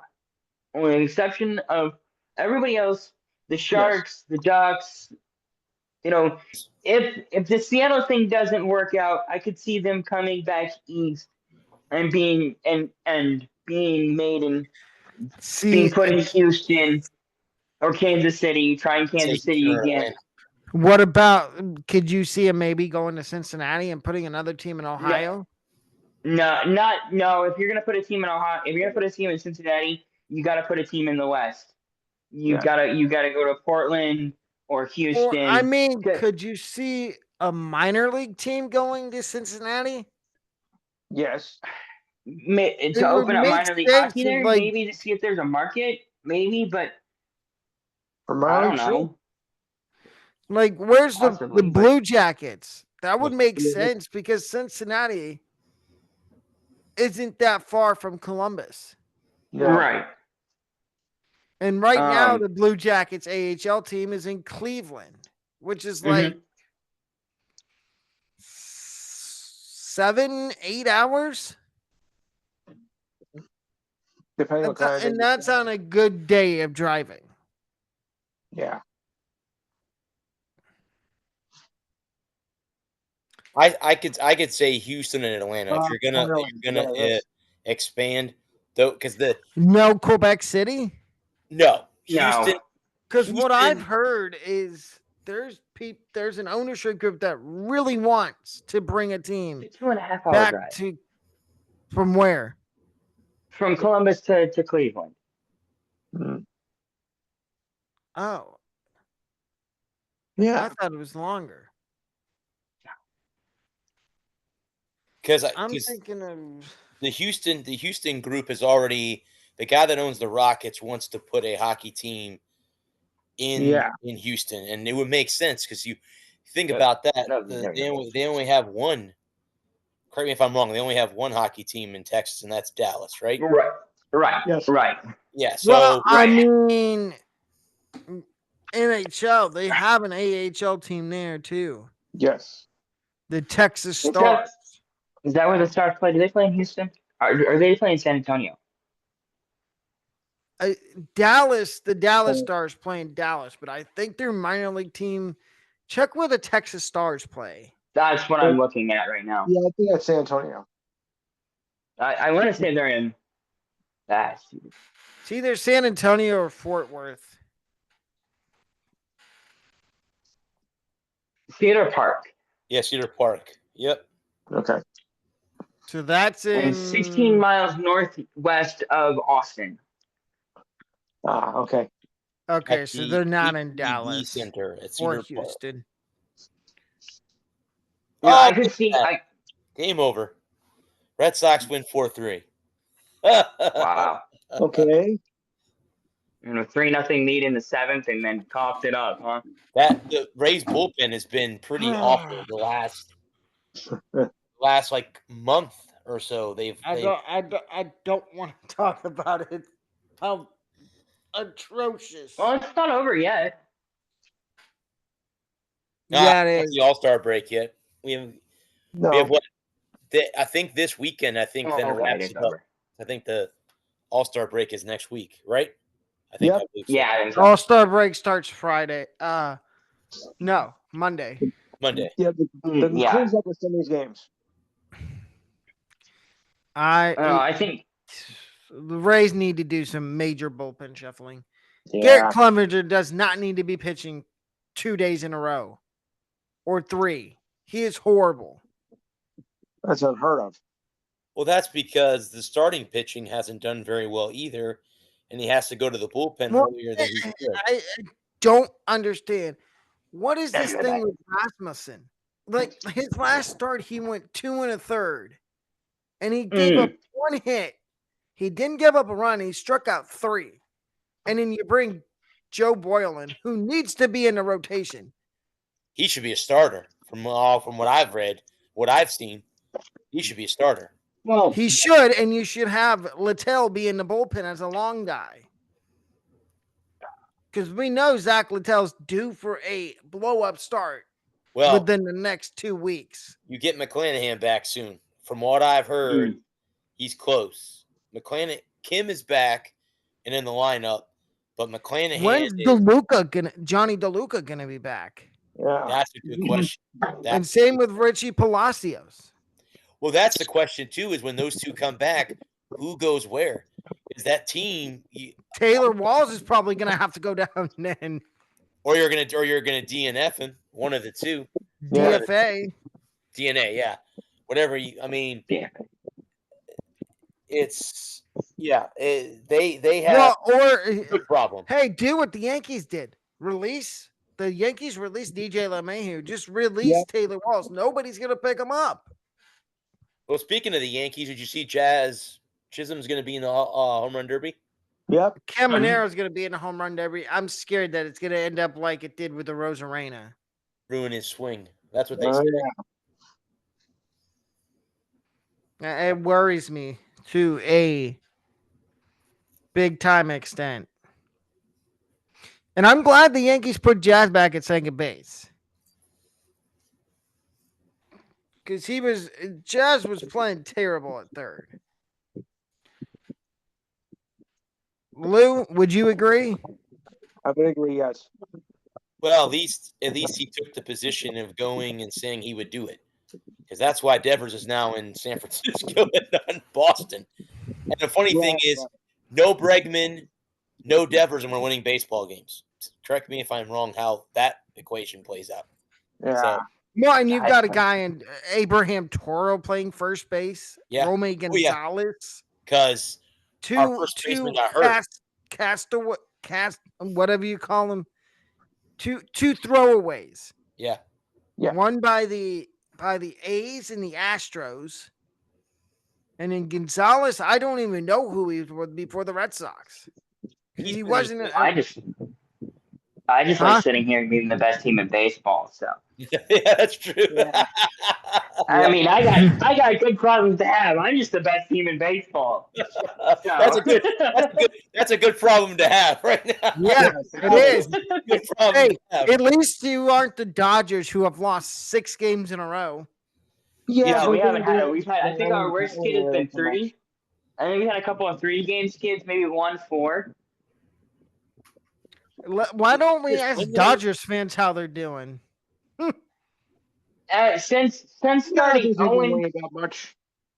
I mean, they have since starting 0-3 to the Dodgers, we've gone 56-32. So yeah, good or 59. Sorry, 59-30 and 32. They're at home against the Mariners starting tomorrow. Yep, we had a day off. We had an off day today. Are the Dodgers playing right now? I think they go a little later on. I think they have the night off. Yeah. Do they have the night off? They are playing tomorrow in San Francisco against their in-city rival. Come on, San Fran. I really don't care. They can both lose. Yes. I just love seeing the Dodgers lose because then their fans are like, why are we losing? We have $1 billion roster. I like seeing that. That means nothing. I like that one Phillies fan on TikTok. You remember talking about him a couple weeks ago? You know, I remember back like 6 weeks ago now it was. I saw it happen. One of his videos happened to come across my FYP. And I was watching. I was like, I went and looked at it, and like they were 4 games out of first place in the East, and they were like 4 games over 500. And I was like, what are you bitching about? Everybody. Like, and I joke. I go on his live sometimes, and I'm like, dude, can you please pronounce the Rays name right? It's not the Tampa Bay Blue Rays. Blue Rays. Yeah. It's not the Tampa Bay Blue Rays, and they're not a poverty franchise. Call them the Devil Rays. Just go back to the old name. Just call them the Devil Rays, like they were called. I laugh. Some of his videos I laugh at. Some of them I'm just like, his takes are so garbage. I'm like calling Ohtani overrated and saying you wasted it. Jealousy. That's jealousy. Yeah, yes. It is pure jealousy. And then calling it, the one that made me laugh the most is him calling Aaron Judge overrated and saying that Aaron Judge has fallen off. Okay. Doesn't he lead the American home runs? Or Max saying Kellerman. that Ellie De La Cruz has fallen off since his rookie year. What? Ellie De La Cruz is so cool to watch in person. I'm just gonna say that. I got to see him last year. He is so cool to watch. He's like a bolt of lightning. You look away for 2 seconds and he's gone. He's like Chandler Simpson. Yep. Well, Chandler Simpson plus Ellie De La Cruz can hit home runs. Chandler Simpson doesn't really hit home runs. Much. Yeah. Well, at least home runs. Oh no, I'm sorry. Cal Raleigh is the one who leads in homers. He's got 2 up. The big dumper. Oh, yeah. The thing is, so Aaron Judge is overrated, huh? That's funny. He's got 34 home runs before the All-Star break. He's 2 behind. Oh, and then he says that I know nobody's got 31. Okay, overrated, both of them, right? Well, and then he says that there's no better first baseman in the league than Bryce Harper. That's a homer. Yeah, that's a homer take. And then I wouldn't hate Bryson Stott is the best second baseman in the league, and nobody's better than Trey Turner. I wouldn't hate a homer take if that's all that he did. You know, if he could. And then he's like, "Oh, nobody knows who Cal Raleigh is until this year." Yeah. And then he's still on the whole torpedo bat thing, and the Yankees cheating because of it. Yankees didn't cheat. Everyone can use those bats. Yeah, the MLB's already came out. I was the one at first that said, "Look, that's cheating," and then I realized no, everybody uses it. Even some of the guys on the Rays use it. Yep. Okay, everybody's cheating. No, that's perfectly legal. Everybody's cheating. As long as the thing that would be cheating was if they were doing something that was if they put George Brett and corked the bat, or they were doing something that wasn't that it might not be cheating, but it also might not be legal. You know what I'm saying? Like they're not cheating because there's no rule against it. So technically, it's not cheating. For example, the pitchers when they used to be able to use sticky substance. Yeah, you were guys that would put like sunscreen, the rosin bag, pine tar. Oh, well, they were never really allowed to use sticky stuff. Well, this was before they started doing where they check you after every inning. And it's the only the reason they started checking you between every inning is because you weren't supposed to be using sticky stuff, and people were using sticky stuff anyway.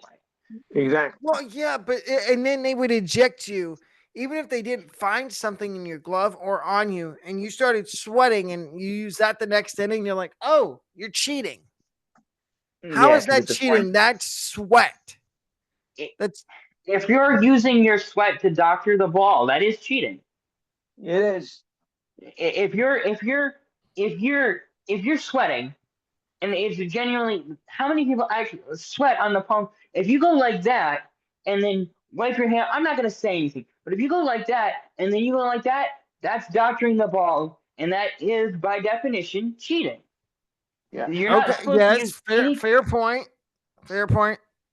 Because back in the 20s, way back in the day, before there were any rules on what pitchers could do to the ball, they would spit on you put a big wad of chew in and hawk into your hand and then rub that nasty shit all over the ball and throw it, and people got hurt. There was Randy a guy that Johnson died from a spitball back in the 20s. Or they made spitters. I got one. Ask that poor bird what happened to him because of Randy Johnson. Well, that's on him. He should have known. Randy Johnson's fastball has the right of way.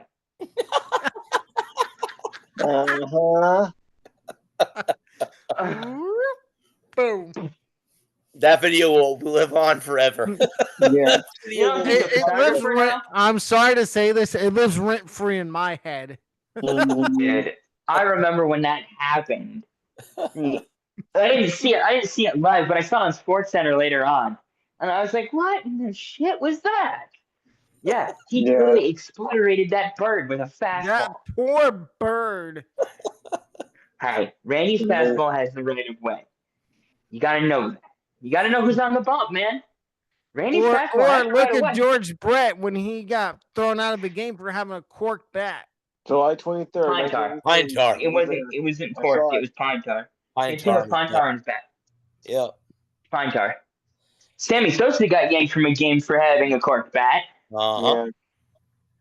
And then I forget who it was now. There was another, I think he played in Minnesota, if I remember right. Maybe it was Jermaine Dye, and he had an illegal bat, and they knew it. They knew it was like the team knew it was illegal. Like a couple of the other guys, they knew it was illegal, and they did some Mission Impossible shit where they were crawling through the ceiling, and he crawls through the ceiling, and you can look it up. It's really funny. I forget if it was Secret Base that did the video or who it was. And he crawls through the ceiling, and he goes down to the locker room, and he gets the bat, and he crawls up, and they forgot that there were cameras in the locker room. Yeah. It's really funny. I'll find it and I'll send it to you guys later. Just remind me. Or you But got, no, you know, then you got I all think these managers having meltdowns. Lou Piniella. no. Oh yeah. No. If we're gonna talk about managers melting down, there's only one you gotta talk about. It's Bobby Cox. I was gonna say Bobby Cox. Bobby Cox is Bobby on that list. But Bobby there's you know, Bobby Cox. Bobby Cox there's Bobby Cox, Lou Piniella, Sparky Anderson. Earl Weaver. Yeah. Yep. Terry Collins. Terry Collins. And Terry Collins got some great. Terry. Yeah. Run me. Calm down, Terry. Calm down, Terry. I know you're right. I made a wrong call. That was a live mic. That manager was running, or the umpire was running. Mike. It was a hot mic. Yeah. Hot mic situation. Yep.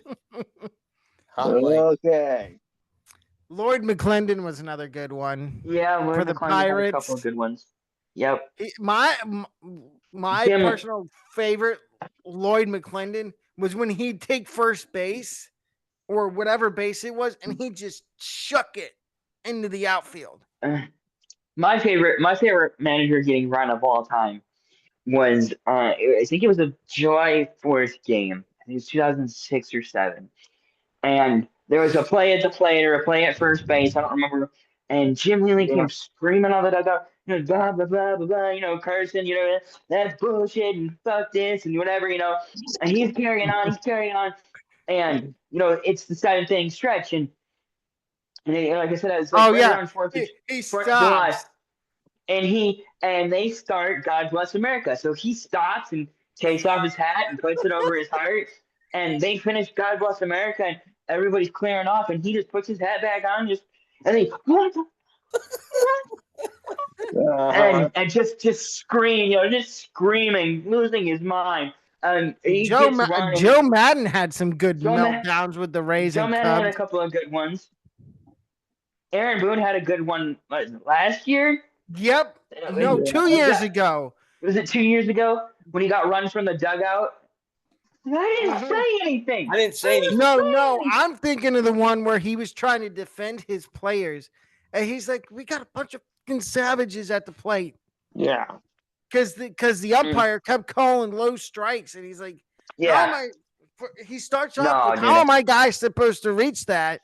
And then he gets into saying, "Oh, we have a bunch of fucking savages," and I do remember the one where he says, "I didn't say anything," and then he's pointing at the guy sitting behind the dugout. Yeah. And then Skip Schumacher a couple of weeks later got run for the same thing.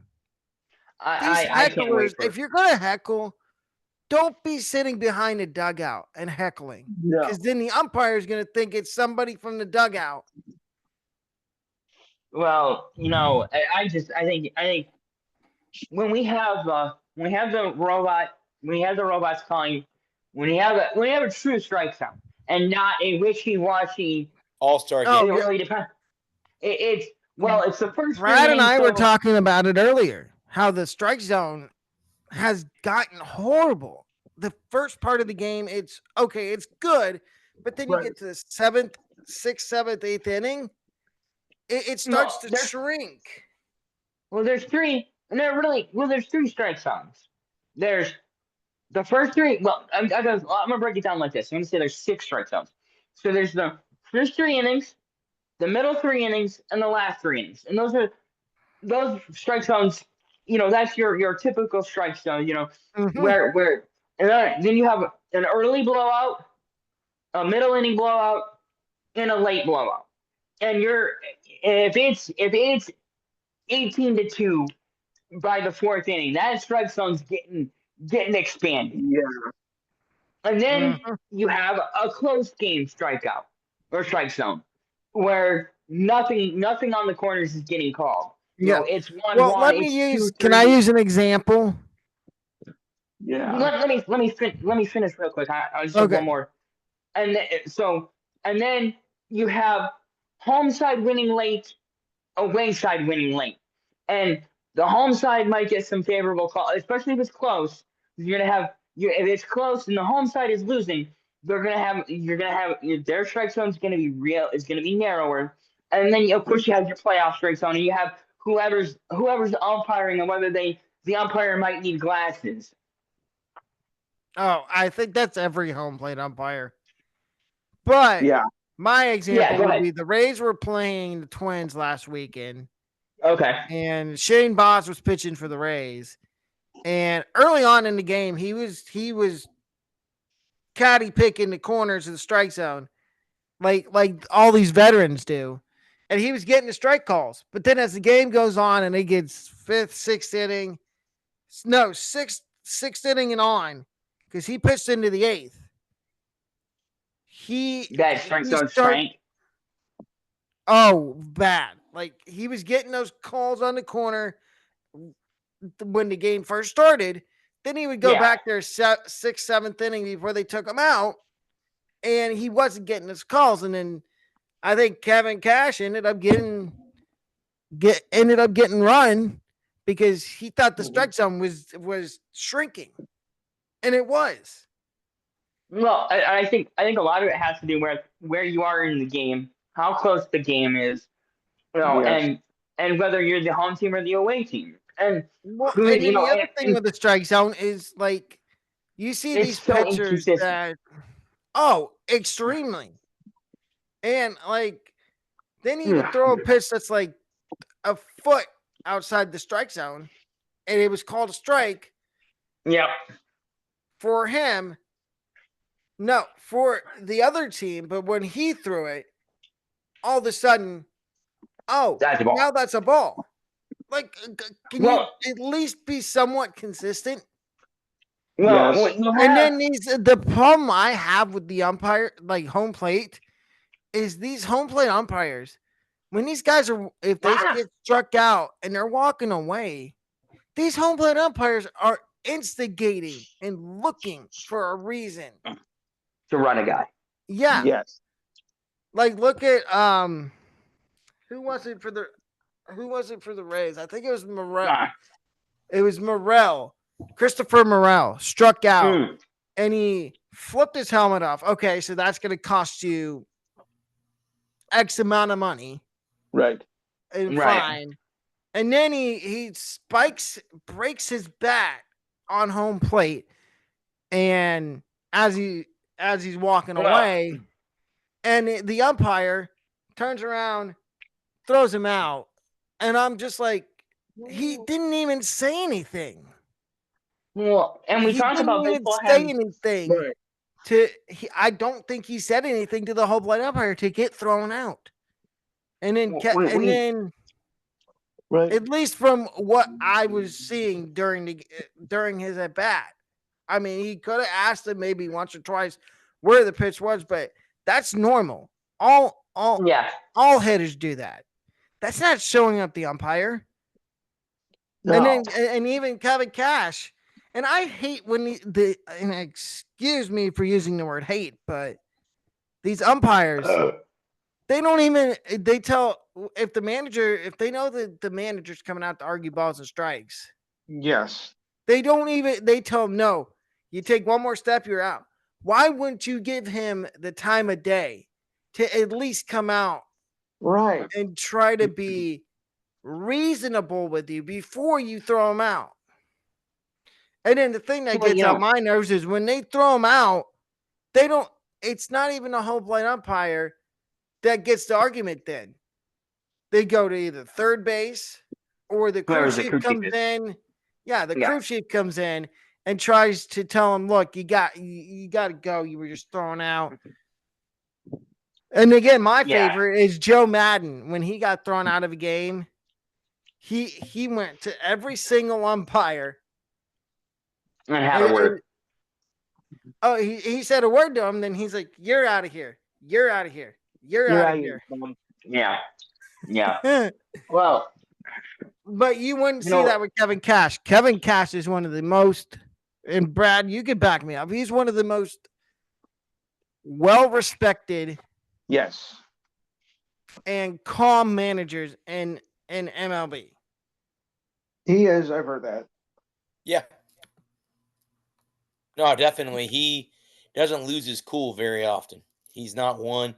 It's one of those things where it's like in the NFL too. Like if a coach or a player that isn't in trouble gets flagged for a penalty or whatever, everybody loses their cool. We all know that.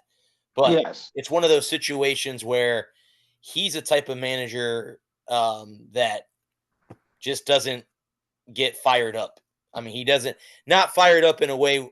I mean, I'm talking about angry, not fired up as, he gets his players fired up.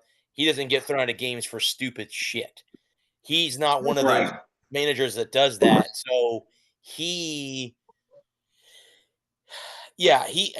I will say something about him too, because I've had the chance to interview him, not directly one-on-one, but be down there after a game. He's also very receptive, just like Alex Golish is with the USF. They're very receptive. You're not going to get a Bill Belichick or Nick Saban. Nick Saban, or I'm thinking of coach of the Spurs, Greg Popovich, who's not a coach Greg anymore. Pop is now in the good. He's in the upper management now for the Spurs, but they're very receptive. Now I know I'm not all, and again, what drives me crazy, and I'm a media member, and I would never do this. I hate when people or media people will ask a question that's stupid. Players just lost a chance. Just like I remember when the Lightning won, I think Cup 1, they beat Dallas. I remember correctly. I think they beat the Dallas Stars in 2020, I think, or 2021. 2020 was their first cup, the COVID Cup. The Pandemic Cup, okay. Pandemic Cup. So I remember watching, you sit back, so you watch the post-game stuff, you turn on ESPN or network, and they're asking the goaltender for the Dallas Stars, hey, your contract is up. You guys just lost the championship. Are you coming back? And guy's like, dude, I just got off the ice. We lost the cup. I'm not worried about what's going on after this. I haven't even had time to process. We just lost. I mean, but again, I understand you have to do that for your job. You're looking for a rebuttal. You're looking for a headline. Quote. You're hired to do. And there are media trying to get a quote. That's like these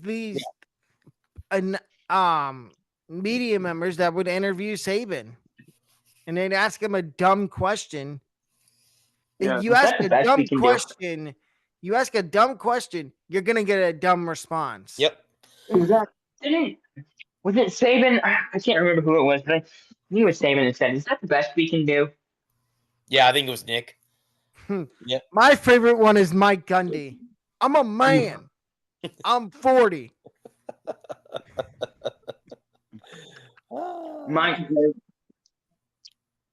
Coach K was always good for a quote. Or McKay. Coach McKay. What do you think about your offensive execution? I think it's a great idea. In fact, I'm all for it. Yeah, Coach K you was just got awesome. won that game. How do you feel? Feel pretty good. No, we're just 3 or 4 good playing practices away from making the playoffs. we couldn't tackle. We couldn't throw the ball. We couldn't run the ball. We made up for it by not tackling. Who was it? Playoffs. You talk Jim about Mora. playoffs. Jim Mora. Yeah, Jim Mora. Playoffs. Jim Mora in '99. Playoffs. He was coaching. He was coaching. Yep. He was coaching the Colts. Indianapolis Colts. Yep. He was in Indy, and they were talking. They asked him about they had gone on like a 3 or 4 game losing streak, and they were 6 and 7, I think it was, and like they were a game under 500, or they were 5 and 7, a couple games under 500, and they improved. They improved to like 5 and 7 or 5 and 6 after having gone on a 3 game losing streak. And they asked him about making the playoffs. Playoffs? Playoffs? Well, talking about the playoffs? I'm trying to win a game. Yeah, a game here. But they already thought they were. That was Denny Green. That was Denny Green with the Arizona Cardinals.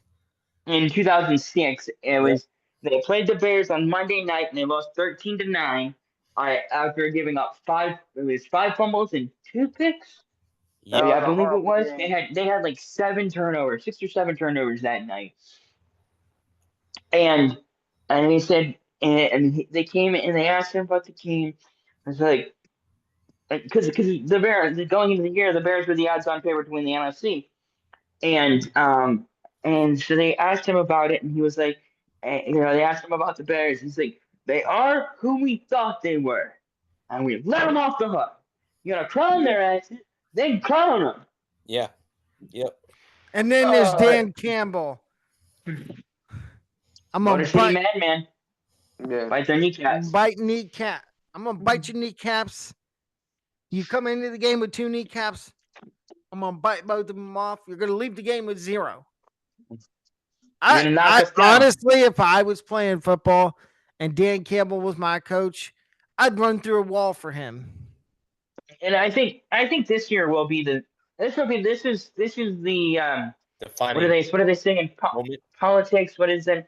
God, what is that? I cannot remember the term off the top of my head now. But this is a make or break. No, not make or break, but God, if I could remember the term, it would really, really help me make my point.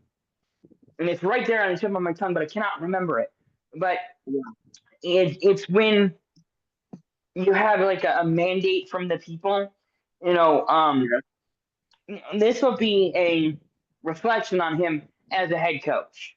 And this year is, he didn't lose a lot of pieces on the football field. They brought, they improved the defensive line, which they needed help with. They have all the offensive weapons are all coming back. Another year with Jared Goff, and all the defensive pieces seem to be in place. The key pieces that are going to be missing are Brad Johnson and Aaron Glenn. And now we'll see how much of a football mind is Dan Campbell. How much of last year's success and the previous year's success was Dan Campbell being able to motivate people and pick the right people and say the right things in meetings and in press conferences and build the boys up, and how much of it was Aaron Glenn and Ben Johnson. And with those 2 guys moving on to head coaching jobs, and we'll see what the verdict is still out on those 2, and we'll see what because the bill comes due in September for everybody. Yeah. Mm-hmm. Well, we'll see how long Aaron Glenn lasts in New York with the Jets. Because we know their track record with head coaches. And that is the thing. The thing is that you look at Dan Campbell, you look at Dan Campbell, what he's done in Detroit. That's such a rare thing to be able to take a team from the basement to the penthouse in 3 years. It doesn't happen every day, and New York has to be patient with Aaron Glenn, and not just and let him and not try to. Well, the thing that we got Robert Saleh in trouble, or Salah, however you say his name, was the fact that they brought in two old Aaron Rodgers who gets hurt on day one, and unfortunately for him, he didn't get 2015 Aaron Rodgers. He got 2024 Aaron Rodgers, and it was ugly. So Aaron Glenn, you gotta be patient with Aaron Glenn. You can't be like, you have to win it all next year or we're done with you. You can't just give him 2.5 years and go, well, this isn't working. Let's try somebody new. Yeah. You've got to give Looks him like time not to cut you off, but it looks like we jinxed the no hitter. We did. Yeah, we did. The Yankees got 3 runs. Yeah. I'm sure Lou is just so broken up about that. I'm thrilled. Do you guys want to call it a show right there? Yeah, we call it right there. Go ahead. All right. Talk about your show, buddy, before we get off. Okay, so we call it we jinxed the no hitter. We jinxed the hitter. No. Right. Enhanced Sports Show, Saturday, 4 to 6 p.m. Eastern Time. If you thought July was going to be a quiet month in the sports world, no. Because this week we got a whole slew of stuff here. Because we got, of course, we're going to do the rest of the MLB All-Star game with the pitchers and other positions. We did the starters last week. The NBA free agent frenzy continues again. Got some interesting NHL news considering the new CBA. So congratulations on that. I'll go over that. We got some NFL news. Also got some WNBA as well. Wimbledon, because the women's finals are Saturday and the men's finals will be on Sunday. We'll go over the Women's Euro Cup, which is going on right now, and we'll recap the disappointing Gold Cup of the men's U.S. team. Sorry. Ugh. Yuck. Yeah, just my rotten luck. And UFC, WWE. Hopefully, my co-host Steve Davidson will be back. He wasn't feeling well last week, but hopefully he's going to be back with us this week. I hope. We also got, of course, your thoughts and comments. The ridiculous side of the week, sports trivia, this date in sports history, and the positive news of the week. And once again, our hearts go out to Texas. For sure. Frank, if you're out there, let me know because he's in Frisco, Texas. So hopefully he's okay with him and his family. So sending prayers out to that. So remember, the number is 512-543-4662 from 4 to 6 p.m. Eastern Time. Again, 512-543-4662. We're on Facebook Live. We're not doing the other stuff anymore. And don't forget to like and share the Facebook page. And Alec, you're welcome to come along too as well. So, maybe summer, but hey, we're still cranking. And don't forget, next month we will do our preseason with the NFL. But what I do that one a little bit differently than the regular season. I don't do who's going to every game. What I do with that is I go through the list of games and I ask everybody, what is your preseason game of the week? Then when we get to the regular season, then we do all that stuff because the preseason, most of them will give a cat's ass anyway. No, because it's people trying to make the team. Right. And stay healthy.